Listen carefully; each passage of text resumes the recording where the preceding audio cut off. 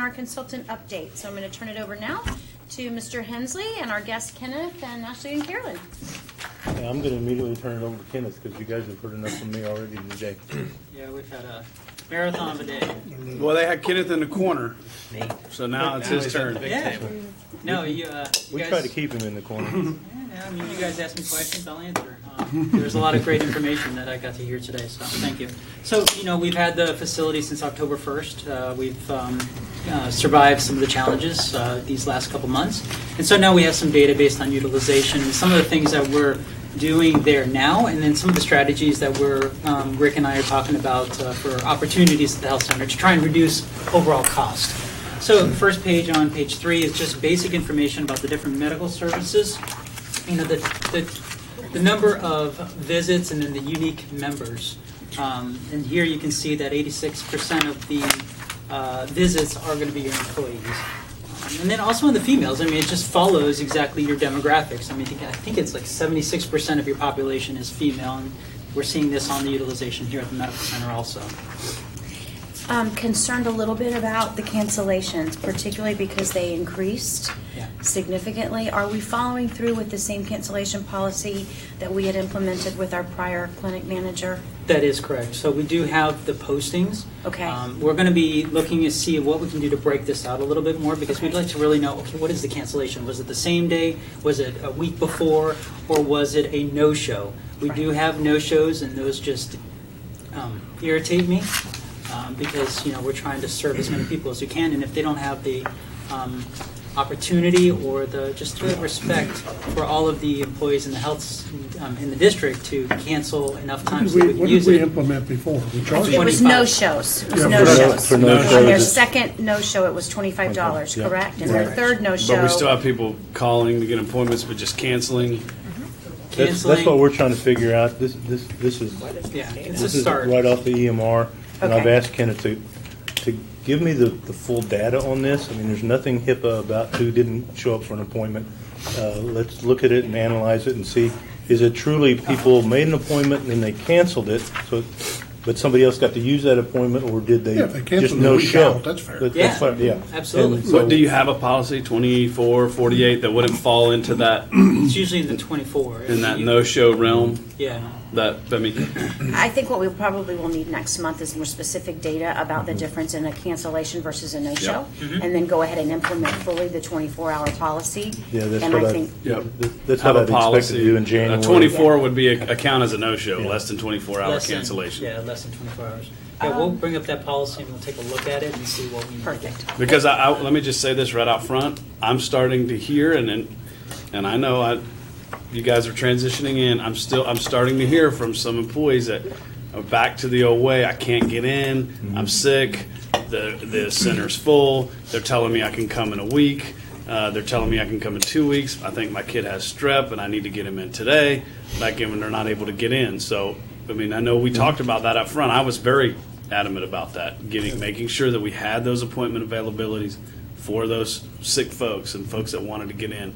Absolutely. So I'm just putting that out there. Yes. May I ask a question about, and perhaps my board members already know this, but I don't remember hearing this. Are we calling our patients beforehand to remind them they have an appointment? There's a Send them an email or something like that? Text, Text? and email, and those type of things. So we And- have those and reminders. call?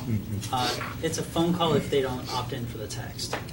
Yes, Okay. thank you for opting for the text. I hate phone calls. Yeah. Yeah, and most people don't listen to their yeah. voicemails anyway, so we want to Yeah. encourage the text messaging just to And remind how, them. is it like Yeah, the day Terry. before? It's usually the day before. At least once a month.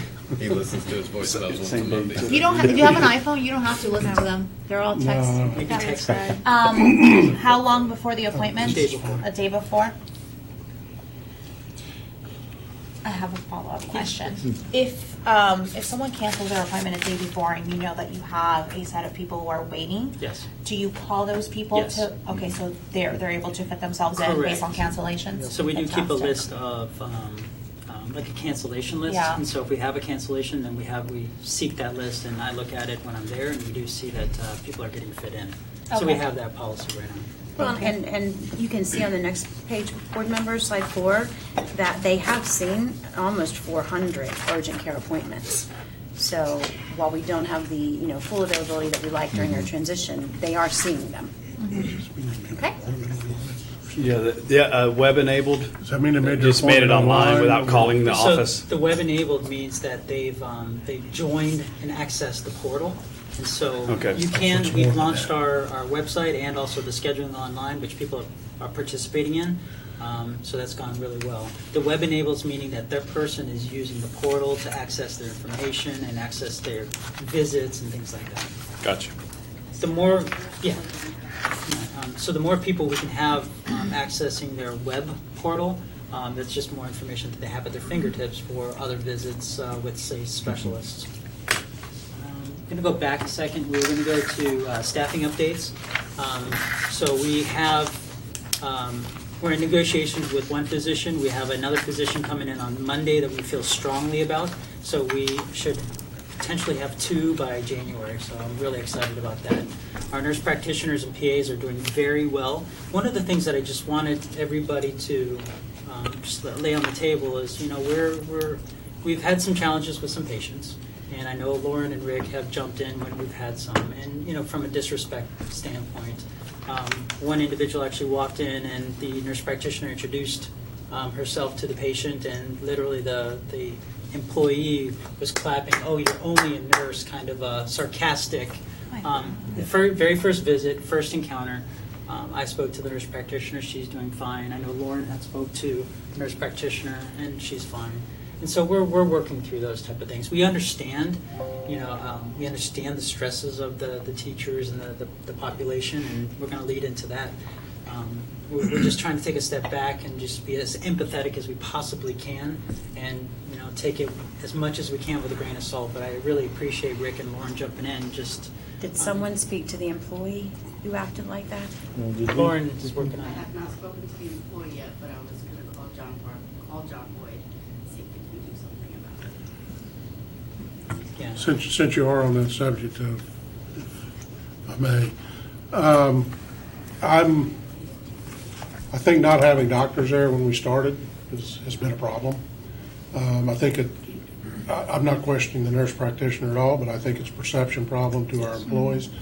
I will tell you the thing that on day one that sold me most with your group was when I went up there and y'all said you have, 6,000-7,000 participants and you had 5 doctors. And we couldn't keep it 2 or 3 here with 10,000. And we've talked about having that type of presence. And I don't know if Helix is falling down, if we have the wrong partner. I hope y'all will take a look. Yeah. Because we got to have some doctors. We got to have some doctors. And I'm very careful on my remarks because I don't want you to just go out to 192 with a sign say medical degree, just come on in and start to work. We're not going to check your background or anything. See that you just got out of prison. But I don't know if they under budgeted on what they can pay qualified people, if they're trying to lowball people. But we got to solve this problem. Yeah. So I believe this is it's a problem for me as a board Hey, member. before we move on, just I actually had a good 30 seconds to think about it. Thank you, Clarence. I don't think the employee really. I'm going to discourage you from speaking to this employee. It seems like there was an incident that can be handled professionally at your level, with the way that you guys handled it, with the nurse practitioner and the employee at the time, if that was the opportunity. All right, just want that on the record. But that was one of how many times that, because you mentioned there was more than one incident, or was that the only incident? So, there's been other incidents, Okay. but we've been able to handle it at Good. that level. Good, and that's what should happen at that. Yeah. Because it's like you said, you don't know what's going on in people's minds. Exactly. And this is a healthcare setting where there's privacy and expectations. And I don't know how I even feel discussing it right now, but to go ahead and kind of like a pseudo sanction here that we should speak to employee about this, I disagree, and I will discourage that. All right. If any other board member wants to comment on that, that's fine. I stand as myself as my understanding and having been in the healthcare previously. I don't disagree with your point at all, but just is it because you feel that? Why do you disagree? Oh, I repeat. So, the 3 things that I said pretty much is: number 1 is a healthcare setting. There's privacy issues and things like that. Number 2, I think that the description of it seems like something like that can be handled between the individuals, the both professionals, all right? And number three, I think this enough's been done already.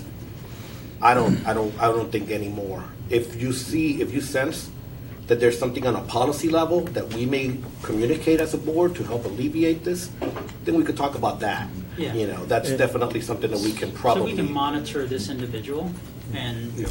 And we've done that to a degree. We do have a code of conduct, and we've reminded a few patients that code of conduct applies to dealing with our partners and inside that health setting. So, and I think it's gotten better the further down the road we get. That's what I think there was a yeah. lot of anxiety and animosity towards making the change in the first place. So I see, at least what I'm hearing, is the patients are becoming much more comfortable, and there's not that anxiety and that anger when they come in. So I think I would agree with you. We'll just keep working through it. If that same person come back in and their behavior is still the same, then in my mind, eventually it elevates up to an HR issue. It could be. I mean, it's a Right. performance issue. But we But do deal have, with- as a district, a civility policy Yeah. that governs the way we engage with professionals in the school setting. I mean, I would maybe agree that maybe perhaps not address it with one particular individual. There could be other HR issues that were not even foreseen at this point. However, just because there are employees as well, I don't, maybe have a policy, maybe have something that says this is the way that we treat each other, because I We would have a hate board policy. is maybe we can make it visible That's if what I that's was the case. Put it in a little plaque or something. But I would hate to think that we're subjecting people when we already have a retention issue possibly to incivility, and we're not going to do anything about it. Personally, We have posted the civility policy at the health center. perfect. Okay. Yeah, so we'll definitely monitor. Well done. monitor it. About incivility.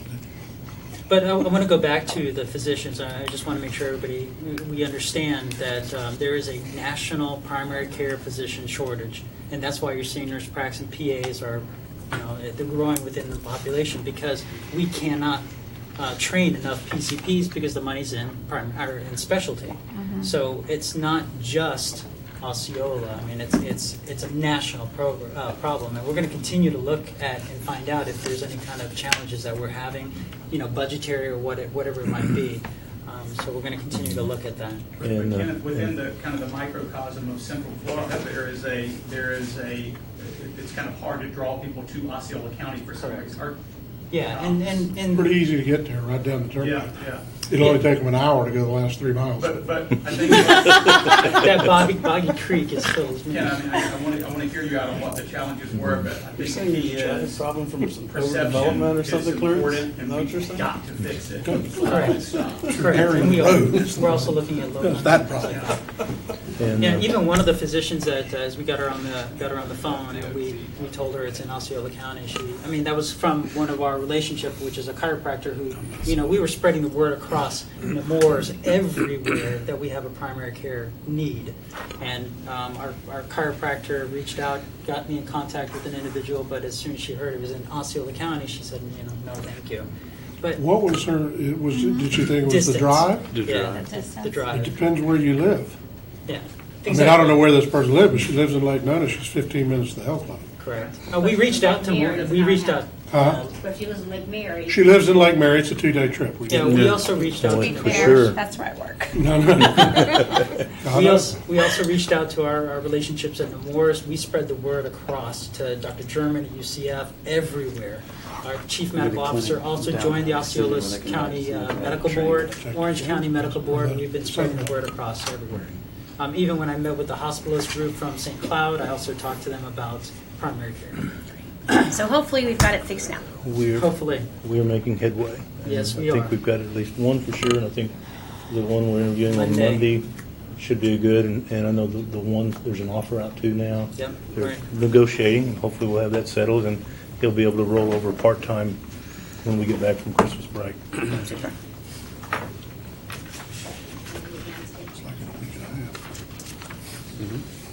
I think we're on page 5. Till you get back. Yeah, page 5, that's just showing the days and the times of our our utilization, and then you can see the next page is going to give us the Novembers. And, let's see. Page 7 is just going over the unique members, the unique patients. And we're going to continue to watch this grow as we capture more of our population. And we're going to be doing some unique things within the health center that we'll get into in a few minutes to drive more utilization of our health centers.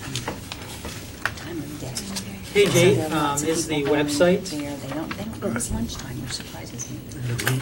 Sorry. Well, what surprised me was I thought while you were on break for Thanksgiving, I thought it was going to give us a little bit of a breather, but wow, no. No, people will come on their breaks. Yeah. If you're open, that's That and, Wednesdays in the afternoons, I mean, everything is panning out, so we're just trying to plan appropriately. When we look at the utilization charts here, October, November, how does that compare to where we were previously? Like previous year to year? Yeah, or just previous facilitator, manager to now? I mean, were these the same numbers we were seeing October Wasn't it last year? typically like around 1,000 each month? Yes, Seems we- like 1,000, 1,100. Yeah, it was. But I would say this is very comparable. comparable to where we were when we We're started. close, yeah. We're getting there. I think we're, I just had to pull the numbers. And you're going to see that, we marked, if you look at the page 4, on the physical therapy side, we skyrocketed on physical therapy because we brought in the workers' comp into the physical therapy realm. So you see that number jumped up, and then just overall utilization of the physical therapist has increased over time. Tim, I think the numbers had kind of fluctuated over time under the previous provider too, because in the beginning we sort of established a baseline. Then we were concerned that there was a lot of excess capacity, and so we kind of gave them that direction to say, make sure you're getting everybody in, don't turn anybody away. So we saw some big swings in terms of how many people they were seeing. so I think one of the things we should do though is, and maybe it already exists, is we should have some target number of how many patients we're wanting to see in each of these spaces over time, and then use that as our true benchmark to say, look, at full utilization, it's whatever these numbers are, 220 on Thursdays. There's no reason I'd imagine that Monday should look any different than a Thursday from a staffing perspective. In theory, it's the same. Right. So I think we should look at that, because then we can gauge the gaps to say, okay, we still have an underutilization that's in place. How do we work to expand that? Again, primary thought around that is that there are still people that aren't accessing care, and if we can get them accessing care, we can help them get lifestyle choices and health choices aligned, which will increase their benefit and ultimately our savings. So. Yeah. We're going to talk about access. Yeah, part of what we're looking here is kind of the base report that's inside the EMR, and as we move forward and have discussions with you guys, this will be a living document that we improve as we go along. There's some things that I'd like to see with some heat mapping, where we look at the hours and the days of the week, and we look at the heat are these hours being utilized at 100% and these hours at 50%? Well, maybe we need to get rid of these hours and have more providers at this hour. So we'll do that as we continue to move over the next 2 or 3 months and keep that process moving forward. From a physical space standpoint, the assumption would be we're still very much underutilization, right? There's a lot more we can do there. Yes, Yes. absolutely. And that's what some of the things that we're going to talk about here on that space. 9. Here it's just the type of the blood work that we've been doing, and just again from a high level looking at the different kind that happened in October and then in November. And the A1C is one of those markers for diabetes, and it's good that you see that we're doing a lot of that. And then once we get the deer walker, we're going to be able to mesh our data and the deer walk data to really tell us how are we doing. Oh, okay. On page 11, here's where the diagnoses come into play. You see our number 1 diagnosis in October was hypertension, and diabetes was about number 5. And that's going to, we need to keep that at the top, because that's where we're going to be controlling a lot of the cost of care with control of those individuals. I see in the month of November, and then it's number 4 in the month of October, that's by far number 1. What does it mean if you encounter general adult medical examination without abnormal meaning somebody thinks something's wrong with them, but it's not? Or what does that mean? So most of those are going to be things like your physical exam. like we didn't find anything. And Oh, this is not like a hypochondriac type No. deal. Okay, that's where I was. It's like I'm we like, find a hypochondriac. no, because what I was thinking that. has its own code. and it, Well, but I thought that might have been the nice way of That's saying that. Like hilarious. we encountered somebody and we didn't find anything wrong with them. So basically, that's just a physical, Correct. okay. Yeah. All right. Now I Like a understand. yearly, like a yearly physical? Yearly. Okay. Well, I thought if it would say general annual physical or something Yeah. like that, I just encounter for a To general establish. adult Correct. medical with that. Well, without we know a you normal wouldn't be in find. that category because there would certainly be abnormal findings. Yeah, that's right. Okay, that makes me feel better. I was like, wow, we got a lot of people going to the doctor We that. have annual physical. And then on page 13, that's where we're going into the internal type of medicines that we're carrying. When we first opened the facility, we brought in like 1,500 bottles of new products. And we're going to continue. That's going to be a working program just to really figure out, okay, what is going to be the utilization and the different type of diagnoses coming out of the health center. And when we look at would we consider bringing something into the facility? We're going to look at can we get it at a cheaper cost than through the Cigna program or through our ElectRx program, and then also looking at 30 and 90-day type of scripts to try and save dollars. And here's the external. On the external, we're looking at what are some of the common prescriptions that we're writing outside of the health center. You see levothyroxine, that's for thyroid. And you're going to see that with the female population. And we took a look at, does it make sense to bring it into the facility? Right. And it doesn't. It It's doesn't? actually, it would be more expensive. And There's because so many there's so many different types, there's the 0.88 and so many variations that it would actually cost us more money to carry those variations versus writing a prescription. So we're going to constantly look at this to see what are our providers writing, what are the type of diagnoses that are coming out of the health center. Is this not some information that you already have from your Rosen clinic that you have? Or is this more about you're looking at specific population and that's what's going to drive We're looking this? at you, yeah. Okay. Yeah, we're looking at this population. Our population is So you kind of have a base idea of what you might use a lot of, but Yeah. really trying to fit it. So you already knew that, but you Correct. just kind of try to fit. Okay. correct. And I mean, even at the Rosen Medical Center, we're constantly looking at, did we carry this? Is it now cheaper in the market out of our PBM or out of our ElectRx? We're constantly looking at that because the pharmacy's always changing, always. Either it went from brand to generic, or it's in that 6 month of waiting period before the price drops. And we're going to look at all that. The same thing's going to happen here at the health center. And so this is just a demonstration of the type of drugs that we wrote out of the health center. Again, laboratory testing as page 17 and 18. And a lot of this, I don't know if you're going to want to see this all the time, but on page 19 is the type of vaccinations. And as we were talking, remember, we're talking primary care, we're talking prevention. And some of the things that we wanted to make sure that we had were going to be preventative things. We want to try and make sure that patients are not going to get, shingles and end up in the emergency room or in the hospital. So we made sure that we have the vaccine available here, and you can see that. So that stuff has a shelf life that makes it reasonable to keep, even though you've only given one each month for the last 2 months. I mean, I'm confident that will pick up, but Correct. So if you look at the shingles, we did one in October. And but one in look November. No, look at the 20th, number 4, we gave 18. Two lines of it, Dr. Pace. Yeah. Those Oh, should okay. combine. Yep, the fourth line, yes. and then the. Probably around about the 10th. 10th line, shingles. Okay.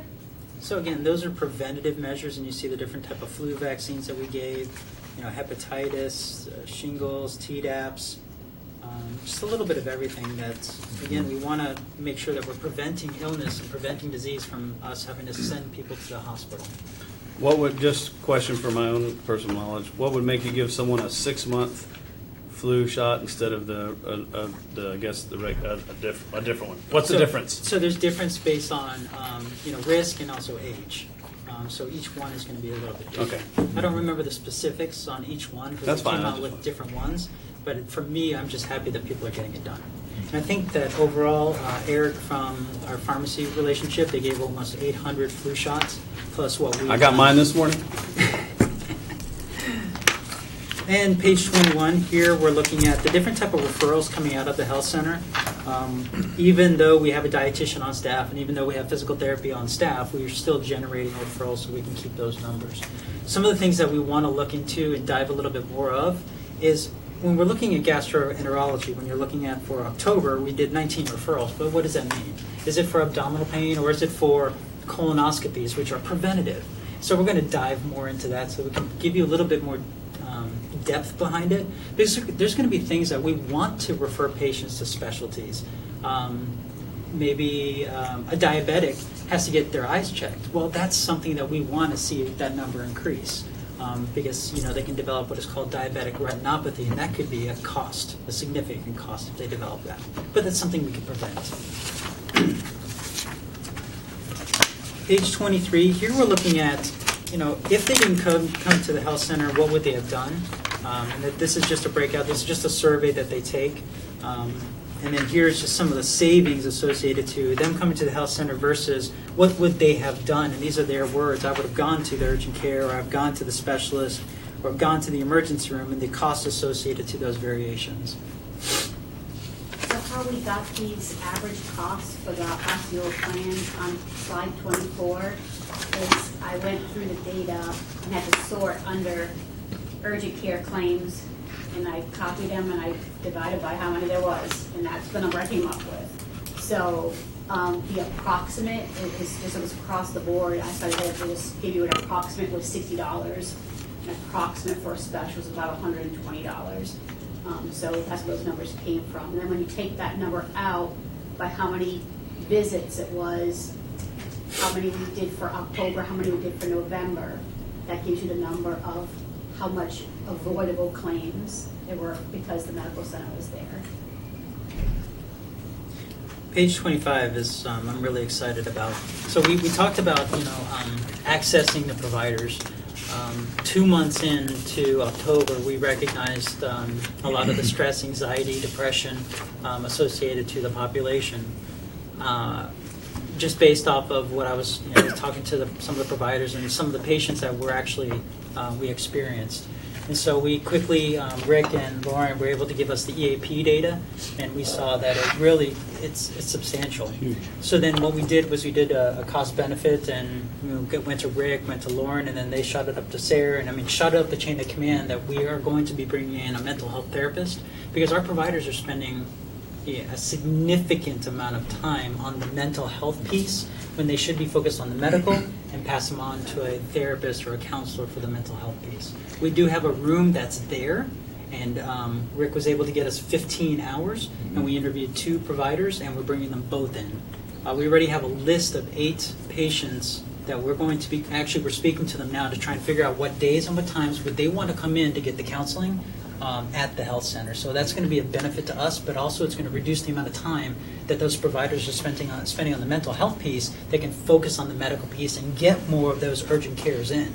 Now remember, some of these patients were coming to us in anxiety, crying, broken. And, suicidal. Yeah, we had suicidal. We've had some opportunities. Now we recognize there was an issue. Now we came up with a solution, and now we're bringing in those providers to serve your patients. In our current EAP contract with comp psych, there was in the contract it allowed for 15 hours a week on site, knowing that we had the health center. That piece of the contract has never been utilized. We're now taking advantage of that. Great. And what I like about that, it'll be seamless with the rest of the care related to our EAP. The information will be tracked along with it, but yet the service will be on site. Remove the barriers. People will feel comfortable coming there because I come there for my flu shot and for my regular sniffles and stuff. Well, now I'm coming. That may be what I'm coming for. So it'll be just another appointment as far as anyone who might encounter them in the health center. So we think that'll really drop some barriers and get us some good access right on site. Now, we have a list of 8 patients already that are ready for us to bring in a mental health therapist, but we did refer some out, so we do anticipate that this is going to continue to grow. So if we have 8 patients already and an hour per patient, that's 8 hours, and we already have 15, so I do anticipate that we're going to need more in the future. But again, that EAP data was just, it was crystal clear, and then the patient experience that we had in that 1 or 2 weeks, it was crystal clear. So, thank you for allowing us to bring that in, because it's really going to make a difference. And they So need we're it. getting the 15 hours as just part of our plan. But we could pay for another 15 hours. We could, yeah. If the need is there, we'll come back to and say, hey, we need more. And you see that on page 22, the referrals are there. And those other 8 are separate from this because they want to come to the health center for this. So it's good. So when they come to the health center for this, it will be no charge to them? No Correct. charge, yes, sir. Any services within the AAP contract is at no cost to the Okay. employee, whether it's at the health center or a direct referral into CompPsych. And we have had a great relationship with CompPsych. This is our 3rd year. I think we're going into our 4th year with them on contract. We have used them on site in various grief situations. When there's been a loss of an adult on the campus, they will come and stay on site. It may be for 1 day, it may be for 2 days. So I don't want you to think that we've never used the 15 hours a week, but we've never used it consistently. And so I think this is a great plan to do that.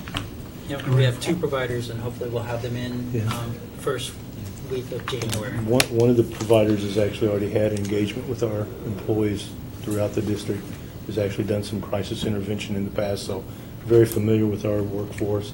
The other provider is much younger, and I think will relate well to our younger workforce possibly. So In that it relation, gives us a couple different options. One's male, one's female, so it gives us a lot of variety to provide to our employees. and that provider is also prepared and has offered that if we continue to grow with this population, that they would consider putting a psychiatrist so many hours a week in the health center. So that's possibly later down the future, just for a little bit higher level of care for this population. Next is podiatrist. We're working with Rick, taking a look at some of the data, looking at the numbers to see if we can get a podiatrist on site. If you remember, inside your physical therapy room, you've got three basically exam rooms, and we'd like to use those for podiatry and potentially for chiropractic medicine also. And so we've got a podiatrist, we ran some numbers, and we're taking a look at that with Rick and with Lauren. And same with the chiropractor, he's going to be sending me some numbers. At the Rosen side, we started off part-time with our chiropractor, and it skyrocketed quickly. Now, it's not the traditional type of gross motor, crack your back. Chiropractic medicine is a subspecialty only focused on C1, C2, because if you fix that, then everything else aligns. But we've had spectacular results in relation to chiropractic medicine along with physical therapy. So they work in collaboration and integrated medicine with your provider, physical therapy, and with the chiropractor. Hospitalists. So hospitalists are the individuals that actually admit into the hospital. So traditionally in the olden days, you used to see a doctor, and if you got sick, he would admit you to the hospital and see you in the hospital. Hospitalists are a specialty. And so we've reached out to some of our partners to develop a relationship here in Osceola County, because at the Rosen, our hospitalist partner only admits to Celebration that's closest for you. But I introduced Rick to 2 physicians that are hospitalists that admit to St. Cloud and to Osceola. The rationale there is, if your health center has to admit somebody, you don't want them to say, okay, just go to the emergency room and they'll evaluate you there. That's not good service. We want to be able to hand them off to a physician to get them admitted, get them taken care of, and then hand them back to us. And that's the relationship that this health center and these hospitalists will have to make sure that they can keep the patient, give them the level of service from the admission standpoint, but also get them out of the hospital as quickly as possible into the right hands, which is our hands. What, is this a doctor? Physicians, yes. A physician? Mm-hmm. And are they just, I know they're hands-off, so with customer experience, I understand why that would be necessary, but besides admitting people, what else are we using this person for? Are they just a hospitalist, or are they doing other things as well? So they're only hospitalists, so you're Okay. actually correct. There are hospitalists that actually have practices, Yeah. and then they do the hospitalists. Yeah. We only want the Specialized, hospitalist, yeah. because you want them there. You don't want to have to say, call them at their office and then they go see the patient. You want them there taking care of the patient 24/7, and that's what this group does. So this person will be working in the clinic? No, No, help me out. Just at the hospital. Okay. So if we just we have a have- relationship with this Mhm. person? I understand now. Okay. The group, yes. And so again, that's a relationship we're working on to make sure that if we do have somebody that we want admitted, that we have that communication with that physician and then get them into the hospital and get them out as quickly as possible. So we have, Rosen has a hospitalist in Celebration that they have a relationship with. Yes? No? We have a hospitalist relationship. That group that we work with can only admit to Celebration Hospital, which doesn't work for you all. So Ken had to go out and find a new relationship. So they actually admit to the different hospitals in Orlando, but we wanted to develop the relationship over here, which is your St. Cloud, your Osceola, your Kissimmee. Yeah, and so we're So, and Celebration too, by the Yeah, way. and Celebration. Yeah. and Celebration. So Yeah, we've, yeah. we've Not got the just relationship. Celebration. We've got the relationship for at least the Celebration piece. Yeah. That was easy. We could get that fostered. I don't know if But they now know we've that. established a relationship with this other group I think that's they going think to they're in admit to St. Celebration. Cloud and Osceola, just in case if that's where the patient wants to go or if that's the best fit for them. So we want to have those relationships right from the get-go. So They're we've- in the hospitals. Mhm. They're in St. Cloud, for example. Cinnamon Coke. We have a patient that needs to be admitted. We've heard of cinnamon. So this person will take care of that handoff, Yes. kind of be their advocate. Monitor that. So they'll Monitor. be the quarterback, and so they'll be the ones saying, "Hey, we need this cardio consult, or we need this nephrology consult." They'll be taking care of the patient while they're inpatient, taking care of all the care.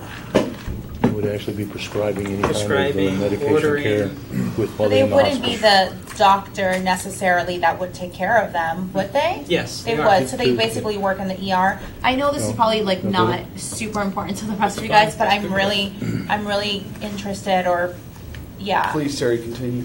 I am. Well, Absolutely. they work hand in hand with the ER doctor. So Okay. the ER doctor would say, okay, no, you need to be admitted, and then they would admit from the ER. In Mhm. our case, what we want to do is bypass that ER if it's appropriate to get the direct admission with that hospitalist group. Okay, so we're now I understand. there we go. We're It's the doctor that comes to bypassing your room, you're the in there. emergency room. Is that what But you're you're saying? also We're going bypassing to the bypass the emergency emergency room. room in this As case. much Yeah. as In possible. in some cases, Yes. which is a higher cost of care. Correct. Right? Because we have this person who understands exactly what the patient needs. Correct. Instead of having them triaged in the emergency room. Correct. Yes? Yes. Thank you. But if There's the going to person be went- times that there That they're, might sure, have sure, to sure. go to Okay, the ER. okay. Okay. So if the person was admitted to the ER for the weekend, they would go visit them the next day and take over their care inside the hospital building. They're not in the ER anymore, they're in the hospital. So they would act as their doctor. And we would have a negotiated rate with that firm or. Well, they're group. Cigna, they're on the Cigna network, so at that point in time, we're just referring them into our Cigna network. Primary care doctors Yeah. don't do rounds in hospitals. Right, right. No, they don't do Not that. anymore. They hand it off to Yeah. us. Not anymore. But having the relationship gives us a priority. If our doctor call the hospitalist and say, hey, I got so-and-so, here's the status, I need to send them over today, boom, boom, boom, then they're there to receive them and direct that care during the hospital stay. They have access to EMR. Yeah. They also then would be able to transition that patient back out of the hospital and say, you're going to need to follow up with Dr.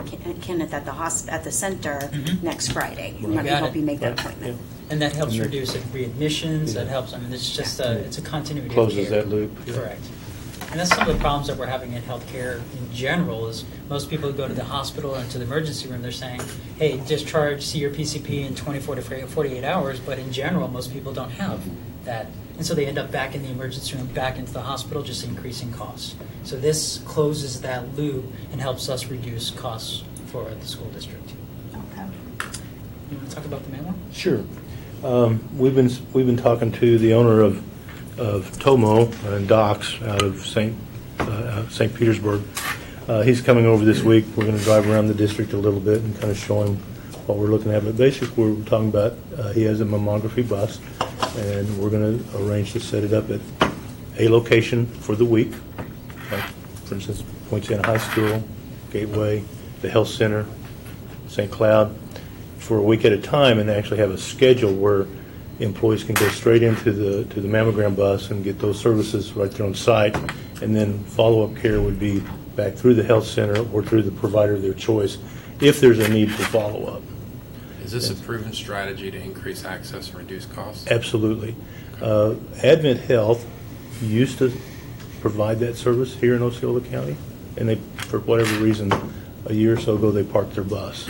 I think the year before that, we had over 2,200 of our employees, female employees, take advantage of that. How many? Being 2,200. Wow. So, That's a lot. That's a big number. I mean, so we feel like we could even do better than that because we'd have more control over it. Because that was with Florida Hospital making that bus available one day here and then maybe a month later a day here and a day there. But to have that consistent and to be able to schedule that in advance and give our employees 3 to 6 months notice that here's where the bus is going to be on these dates. They can plan it, they can schedule it, they can work around their classroom schedules, and it's right there on campus. Good. And so we hope to have that ready to go for you in January. And will the mammography bus have the 3D technology? Yes. Because that's really advanced. How long does that mammography take? Minutes. Yeah, it's, Okay. not, Yeah. it's not long. So, they could run in and, Yeah. There you go. And I didn't know if it was an hour test. yeah. No, it's minutes. You spend more time on paperwork than actual mammography. The procedure itself is minutes. Yeah. Yeah, absolutely. And then the last piece is diabetic supplies. Sign you up. Caroline brought us a relationship, taking a look at your population's diabetic use on Lancets and test strips and the cost of it. So we're assessing that to see, is that something that we want to make a change, and that would be something that we would provide out of the health center. Again, that's something that we want your diabetics to check to see how is their blood sugar doing, because that's going to give them what is their blood sugar at that moment. And the cool thing about this this system and this program is that it actually ties to their cell phone. So when they check their blood sugar on the little machine, it's going to shoot it over to their phone onto an app, and they can actually see trends. And that could actually be shared with their specialists. We're looking at assessing, is this something that our providers would want to see and have ability to collate their diabetic population and say, hey, guess what? Hey, look at all my people who are checking their blood sugars versus those who are not. And then we can also hold patients accountable saying, hey, your A1C is elevated. It's because you're not checking your blood sugar and monitoring what's going on every day for you. So that's something that we're assessing. I've been looking at it through webinars and actually testing it, and it seems very promising. So we're looking to bring that, but the cost also is a significant savings to the district. We're talking 27 cents a strip versus almost $2 a strip. So that's going to be a big savings to you guys. And again, the compliance piece is huge, and to have part of the requirement to participate in that is to participate in a diabetic compliance program so that they're doing all the things that they need to do from a physical standpoint. If a dietitian issue is there, we've got a dietitian right on site. So there'd be a program that we'll put together that they're doing A, B, C, and D, and in exchange for that, we're giving them all these resources, these supplies at no cost to them. And again, long term, the supplies are cheap compared to the cost of non-compliance, which is amputations and and those kind of. So you just touched on something I was going to ask about, which I was going to say nutritionist, and maybe there's a technical difference between nutritionist and dietitian. I don't know. Maybe it's the same. Do we have that currently? Yes. Yeah. And you see her numbers dropped in November just because she was on vacation. Okay. Yeah. She's one of two people that we retained from the original team that was working in the health center because of the reputation, because of the engagement that she had, and she did have a desire to stay. So Brittany is still with us, and it's really engaging well. Page 4. Yeah, Brittany is she's wonderful. She's definitely. I'm glad that we were able to retain her and keep her with us. She's been an asset because she's already touched a lot of the patients in the population and developed a relationship. And she's just continuing that for us. Will you schedule an appointment for me to just meet with her and talk through what she's doing, Yeah, all absolutely. the overview? And I'd be interested in some of that. Do you want to do it on Thursday? I'll check. Yeah, good question. Yeah. Page 26, we got a lot of chatter about, I think it was on Facebook or what have you, that we weren't open on Saturdays, that it was somebody at a soccer game said it cost $60 to come over to the health center. I mean, just a lot of misinformation that we were hearing Facebook, social media, and just in the community. So we came up with this, and Rick and Lauren were instrumental in helping us with this piece, and just to get it out to the population to make sure that they understand what is available for them or to them. This is an app? No, this was just a flyer. Oh. It's a flyer, it's I a think flyer that we've everything's been. an app. This is an They're app. around Facebook postings. Oh, okay. Page 27, these are just some of the additional or, alternative sources for the population to use within the Sigma network. And so we wanted to make sure we lay that out. That's also like with the Rosen side, on the night like pediatrics, that's what we want our kids to use in the middle of the night versus going to the emergency room because they have extended hours, they have x-rays, they have other capabilities, and they're specific to pediatric populations. And the first thing you notice there is the e-care. We're adamant, we talked about that in our earlier meeting this morning. So that was our first thing. That is the most affordable and it's available to them 24/7. So that's the first thing that's on there. And that's a telemedicine. So the page 27, this message that they're getting, is this from our website? How are they getting to this message here? That This gives is a them. flyer Yeah, that we we have a made. flyer. If someone walked into the medical Okay. center and there was no It's appointment. posted? It's Okay. posted. We hand it to them. So this is where they can go for immediate service if they can't be seen at that time. Okay. Then on page 28 is just our patient satisfaction surveys. That's something that is sent out the evening after they are seen. We had some patients that actually scored us a 1 by accident and sent us a comment saying that they apologized, they just didn't understand, and they just or what have you. And so we're going to continue to monitor this and just figure out ways. We've had comments about we want MDs or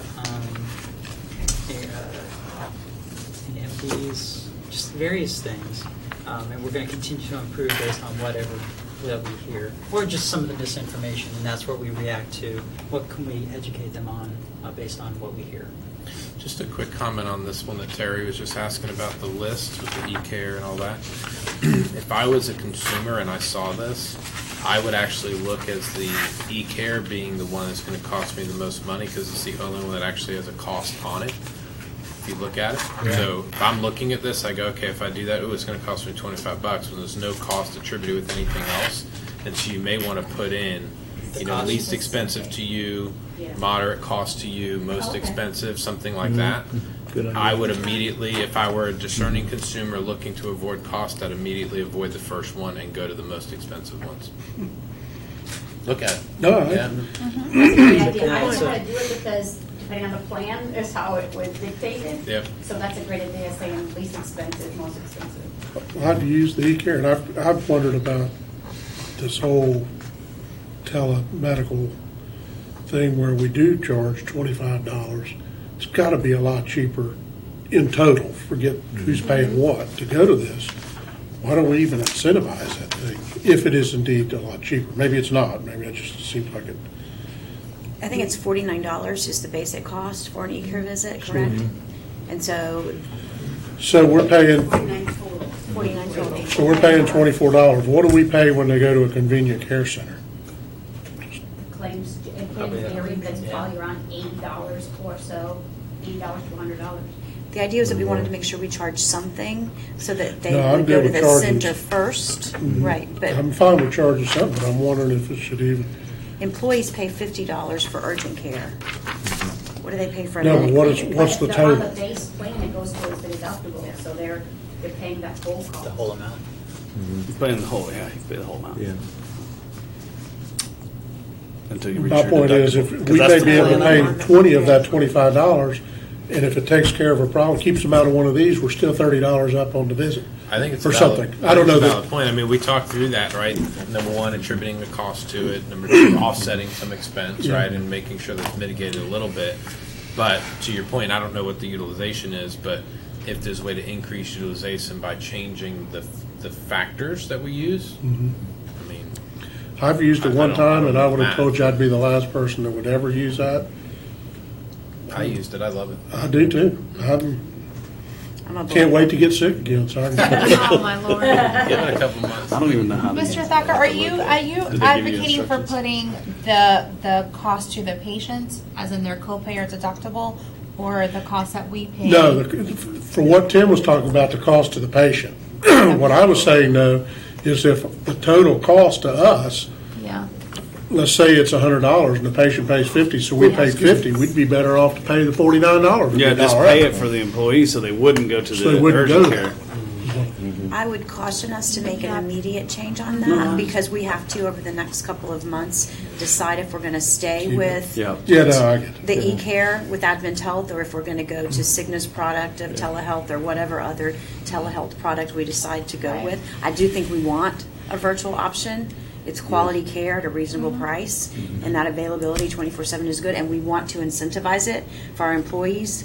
We just always want to make the health center first line of choice, e-care of any, whatever type second, is urgent care, minute clinic next, then your emergency room, and kind of show that gradual And increase that in is how we cost. did it, because it's like Yeah. a primary care is like a 30, 35 something copay, or what is Made it? it less than that. Yeah, we did. 30 for primary care, 60 for specialists. Now, this is the Enhanced Plus, $100 for urgent care. The emergency room is the deductible plus 25%. Well, let's talk about this just a second. If we've got this hierarchy where the first thing we want them to do is go to the clinic, but if you've got a sinus infection and you can call this thing and in 3 minutes you're done with it, and you don't take a spot in the clinic. Yeah, that was Are that was we- going to be my is point. that Is that not we can't even fill our. Is that not advantageous to If you can't get get them out in, of the clinic, for sure? if you call the clinic and you can't get in, why are we going to then say, "Oh, well, go here and pay $25"? Like we should actually. So you're I mean, saying and- make it zero? Well, no, No, I'm no, no, saying, I'm not- I don't know what to- I'm saying that, but if you can't, there's not a good way to do it, I know. But what I'm saying is if you get referred from the clinic because they don't have a spot open, then you shouldn't have to pay. If you just call, then you pay the $25 or whatever because you didn't try the clinic. But if you get a referral notice from the clinic because they can't see you that day and you call Telecare, why not make it free? I don't know how you could do Yeah, that. are you able to do that? Because I don't know. That would be I don't know difficult. that we'd be able to track that. One of the things that we had talked about doing was actually setting up a telehealth or e-care station in the lobby of the health center. Maybe Kenneth acts like he's never heard of it, but we've had some internal discussions about whether or not it would be a good idea to have like a computer e-care station in like a little, you'd have to have some privacy in like a screened area or whatever at the health center lobby. So somebody walks in, they can't be seen by a health center provider. You could say, but if you walk right over here, we can get you into e-care. It's only $25 or $5 or $10 or $15 or Buy one of or those whatever you Cigna wanna do. machines and stick it in the corner. Yeah, if you use that phone line, there's a way Yeah. to monitor them by the phone And number then or it's something. 300,000 a year. exactly. Well, I'm not advocating for that. I'm just saying, but advocating for what you are talking about. So You could I can just make ask it- for a yeah. little bit of time for Kenneth Yeah. and Yeah. and Ricky and Ashley and the team to explore that a little bit further, and then we'll come back I, to you. I, But I do. we I said it up understand. front. I've said it again. I'm going to say it again right now. I want sick employees to be able to get in. I don't want to get text messages from sick employees that say they can't get in. I don't want it. I don't want that to happen. We don't either. And so I get it.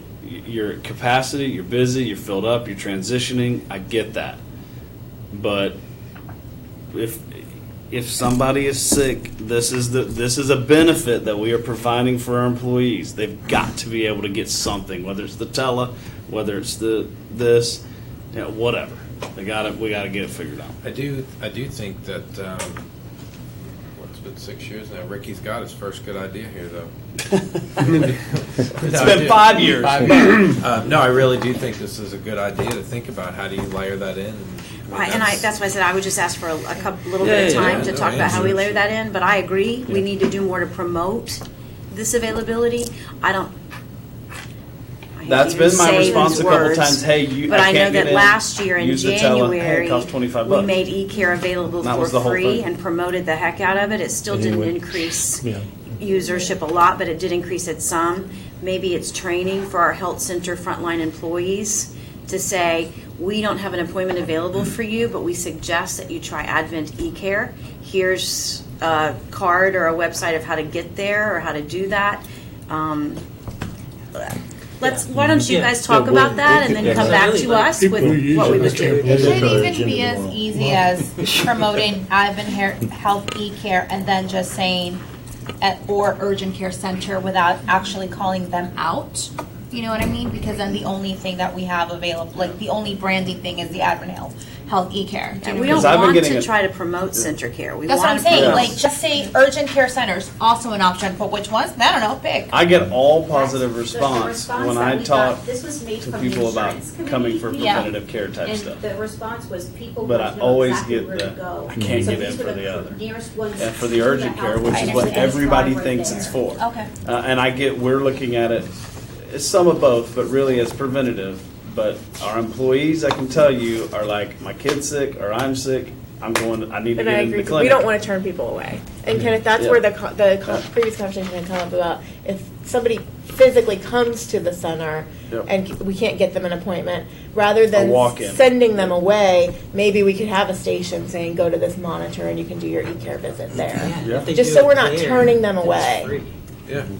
There you go. Would Yeah. love Yeah. That to would work be that out. easy. We'll work it out. Because, I mean, if it's identified as a specific kiosk and if we're Right. paying That would be kiosk easy. and Like a they certain use it, code they can then put they in would put Yeah. that $0. identifies the bill goes. And this is going to be in like a separate room We've gotta somewhere. figure They'll that figure You it can't out. have that We'll out in the figure that open out. because of HIPAA, right? I mean, Maybe we could use. do we that- have that- space what for we them? were Just looking one at. We other have thing. more than enough Station. space. One other thing while Right we're inside talking the about door. this, Deborah, is if they call in and they're not able to get in. So we talk, yes, they come in physical, walk in, but they're not able to be seen. You have the kiosk or whatever it is. But if they call in, couldn't we track that, take their information, and then encourage them to use the e-care? And if they do, we can reimburse them? Well, I almost think it's like give them a code That's what I was- that's that what- says you have put OSC in your whatever, and then the copay's free. Right. Or Yeah. it's not free. Let's not say it's free, because it's not free. It's free for No, them. Let's say out-of-pocket the- cost. At the no board- cost. Cost to them. The board will absorb your copay. Right. If we. I mean, You so know, you think your about bank has dual authentication, it'll send you the text, you set it in. That technology could probably work. Oh, we can figure something I mean, out. so if I'm an employee, I wake up, I don't feel well, I know I need to see a doctor, I call to get into the wellness center, I can't get in. That stinks, but okay, but here's another solution, and it will be convenient to you now, and it will be lower cost to you than going to your primary. Right. No, We're I gonna agree. do it. I'd be like, all right, I don't want to get out of bed. I feel like I just got run over by a car. I agree. So, And you know what? Sometimes you can do that, and they can be at work by noon, or whatever. If it's 6:00 in the morning, they go walk in to pick up their script. They come to work, or if they need to stay home, they need to stay home that day, but they'll be back at work the next day. No, I totally agree. Just give us a short Yeah, amount of time. yeah. This should not be I a don't think long-term this is rocket fix. science. Yeah, one of the reasons we left the e-care alone is because, like you said earlier, we're planning on making changes. I think one of the These things concepts Kenneth. go with whatever we do. Yeah, well, that's what I was There will be saying. e-care. I think this is a good time for Kenneth and I to look at the other options like MD Live or WebMD to see if now's the time to go ahead and make that change and do it once and know that whatever we do come That's my only October, hesitation. we're already in line. Yeah. So we'll look at that as well. The union, as long as we still have an electronic care option with no more than a $25 copay, can't fuss with us about what brand it is. Right. Okay? That's up to us as a management group. Okay. We do have a solution that will charge based on utilization. So if you have low utilization, it doesn't charge you as much. The school, Who's that through? Is that through MD Live or? no, WebMD. it's, MediSprout. no, I'll get it. Okay. Discuss it. Because we want something 24/7 with that access to physicians and Yeah. ready to go. Okay, let's go. Yep. It's 4:00, Yep. just so we can know where we are in time. And then on page 29, just going through some of the financials for October and November, just looking at pass-through expensive, technology expenses. We remember that when we first opened up the health center, we had a lot of IT infrastructure that we had to replace, change, fix, correct, and so that's where a lot of that expense came into play. The escalation through Helix, those are actually the providers, more providers working more in November? Correct. Yes. Correct. Yeah. then, we're going to look at office supplies to see, I know Rick has talked to me about possibly ordering through, using his postage, what is it, postage? Yeah, I Various mean, I things. think in the past, we had the health center order their supplies and stuff through my office to get it through our warehouse or using our metered mail. Saves us like a nickel a piece of paper. Yep. Or- All and of those so things we're- make a We're looking difference. at, now that we've kind of got our feet on the ground, we're looking at these details to see what other things can we now carve back out to reduce our overhead. And some of these things are one-time things, like the CLIA permits and licensing. Some of those things are one time every 2 years, I think. Yeah, the CLIA is for us to do labs inside the health center. It's a license from the state.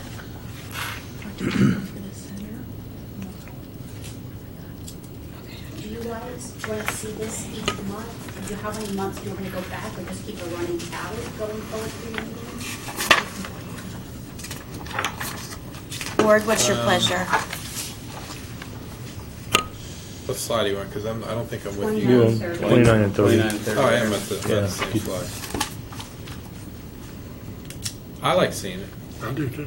How many months do you want, just want to keep on adding each month to it? For the first year, let's do that so that we have a historical total. Maybe not in this detail. You could just say Yeah, just do it. October then total, chart it. November total, when, whatever. The year-to-date But plus the Rick, I current also month. think it would be helpful to I wanna have have- comparison year over year, Yes, even though we we'll- transferred to a new manager. Yeah, we were just pulling those Kelvin numbers likes as it. we were When you're the talking. chairman, you say it. Yeah, I don't want to, let's give him a chance. So they want to. Yeah, let's just keep it the way it is, I think. Okay. Yes, and may I add, possibly, maybe, can we also have like a comparison month to month? Is That's that what okay? we were just talking Yeah. about, comparison and year over year. Yeah, I like that. Yep. That's all I have. Board members, are there any other questions about this piece? Otherwise, we'll move into our ProVensure folks and an update from our consultants. No, I'm good. Let me know. Mr. Chairman, I'm good. Yeah, that's Karen. Ditto. Yeah, all right. So, Thank you, Kenneth. Thank you, Kenneth. 7:30. Yes, thank you. well done, Kenneth. Thank you. Have a good one. All right. Ken, Ken, Okay. Yes, fine. plan for it. So probably around 8:30 is when you'll, okay. Yeah, I'll take care of it. Thanks. See you in the morning. Yeah, see you in the morning, and then Tim was gonna, I'll have him set up with Brittany at 8:30. Okay, good. Good afternoon. Thanks for having me. Afternoon. I think we'll, Glad to see it's been so long. it's been so long. It's a great day for y'all. You spend this much time in Osceola County in one day? I don't think I'll be nearly as long as Kenneth unless y'all want it to be long, and I'll be here as long as y'all want me. But just opening comment, in the first meeting today, I heard a lot of questions, a lot of thought going into those questions. An extreme yearning of wanting to understand the intricacies of healthcare and how it works, and so I think that is what it's going to take to get us to where we need to be. So thank you all for asking the questions and continue to ask questions. This morning, a lot of it, I was like, can I just show slides right now? Because a lot of it was in here that we were discussing. But this I'm morning. going to kind of quickly take you through the historical costs through year to date, and then I'm going to talk about some high claims. Then just briefly discuss a very successful renewal we just had with life insurance, and then finally some successes that we've had, some real life examples that will give you, I think, a good taste of if we replicate that many times, how we can save millions of dollars. Music to our ears.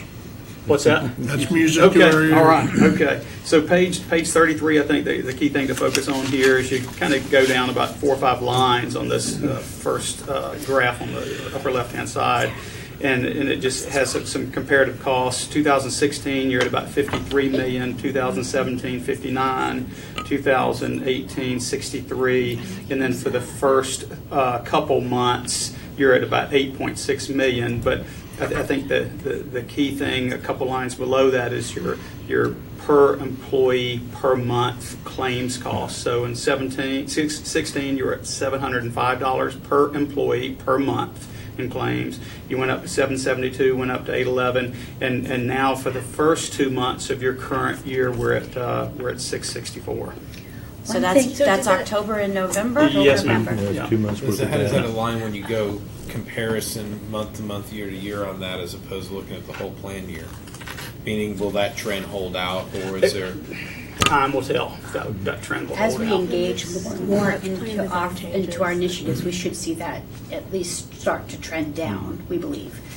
But also wanted to look on here a couple of things that we added. So the third line item is we added a direct contract vendors this time. So we have instituted or implemented 2 initiatives so far, and those are direct bills that you are all paying. They're not coming through Cigna, so we're not getting that data from Cigna, but you are all paying those bills. Give us an example exactly what So you're doing. the international pharmacy and the imaging contract. Okay. And as we start paying more of those, so for example, if we do engage a telehealth vendor, we'll put that in here because that's a direct contract, we're paying that, so it should be accounted for. So that's what those are there. And then a fixed cost is our cost of Cigna, running their administration and the reinsurance. So that's what those costs are. So it appears to be trending down, and we're good with that. My question, just so you know, I'm fine with this, by the way, but I would suspect that there's a way for us to isolate October and November of 2016, 17, the same for 17, 18, same for 18, 19. Okay, good And then point. see how Yeah, we that data trended would for be the Okay. 2 5 months compared months. to 2 months. Yeah, so I'm good, I see you, but maybe pull that data point and get it out to the board. I'm working on that now. It's all in like several places, and I'm trying to pull it all together.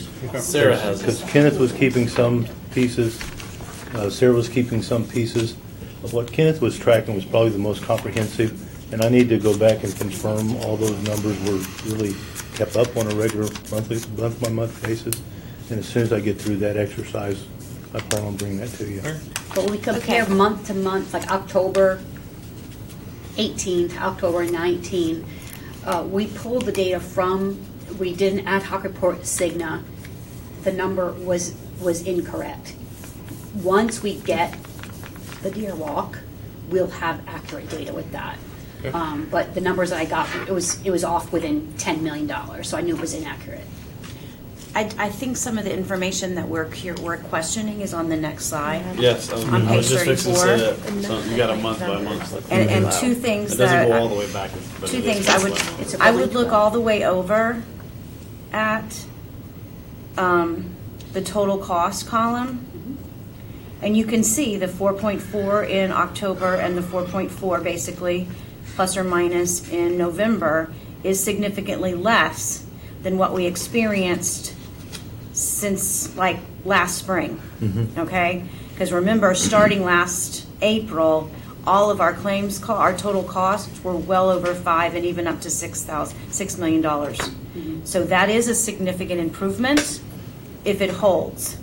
If you look back typically in the winter, we're slightly less. I was going to say we're generally less in these months Right. anyway. But remember too, the board we do have more of a board contribution this year. We increased that slightly. And so you also have more revenue coming in than you had previously. Not a lot, but some.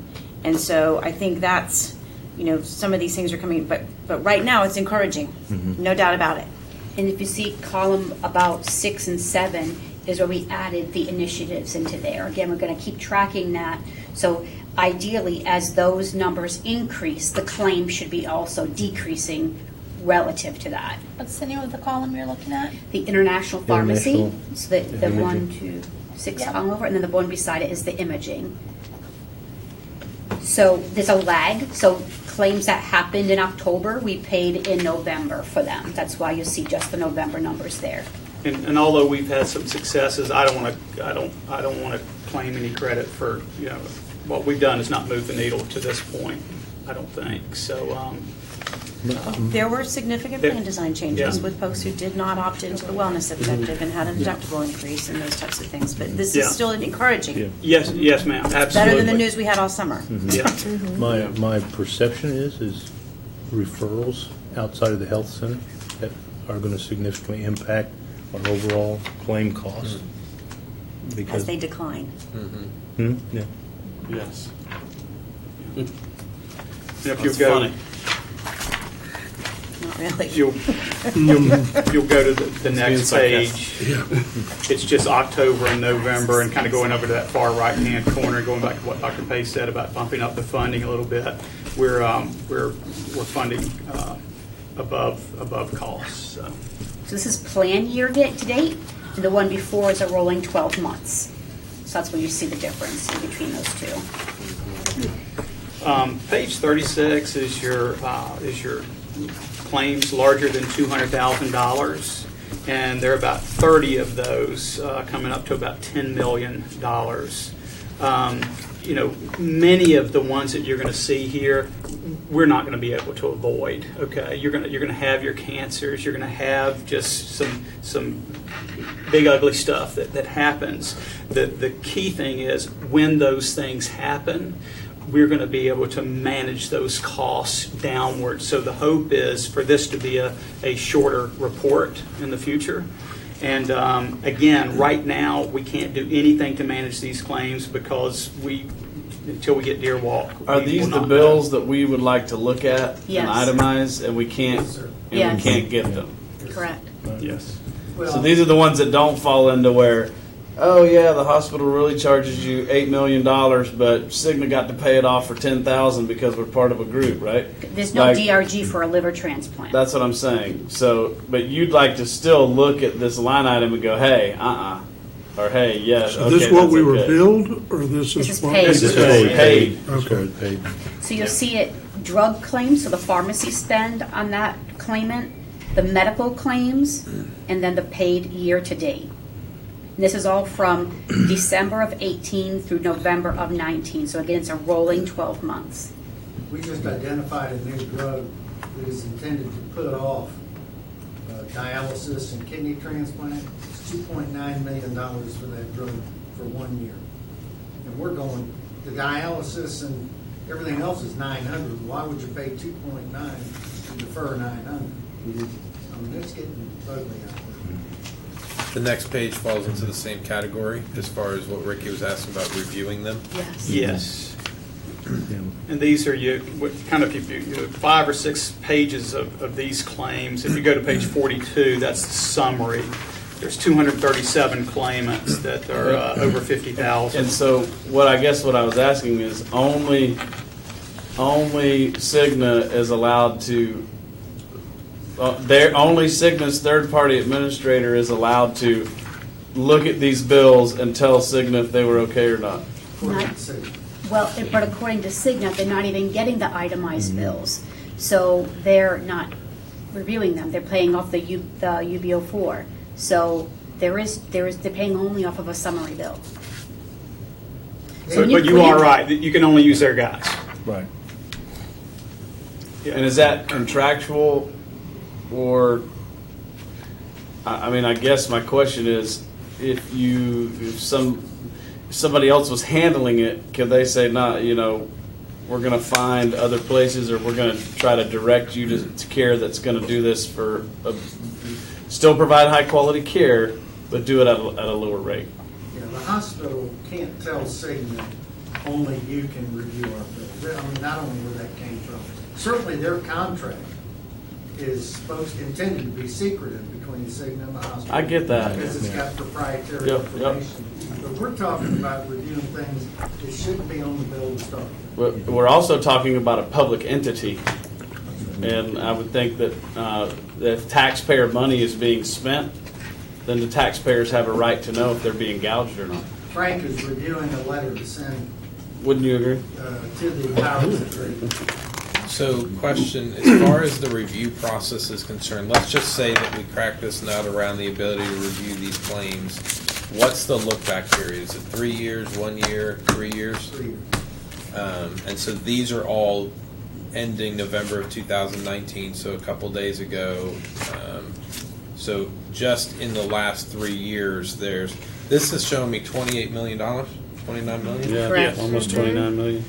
So About half you're spent. So we're talking about over a 3-year period, about $75 million if we're using the same numbers over and over. I don't know if that's true or not, but that could be reviewed.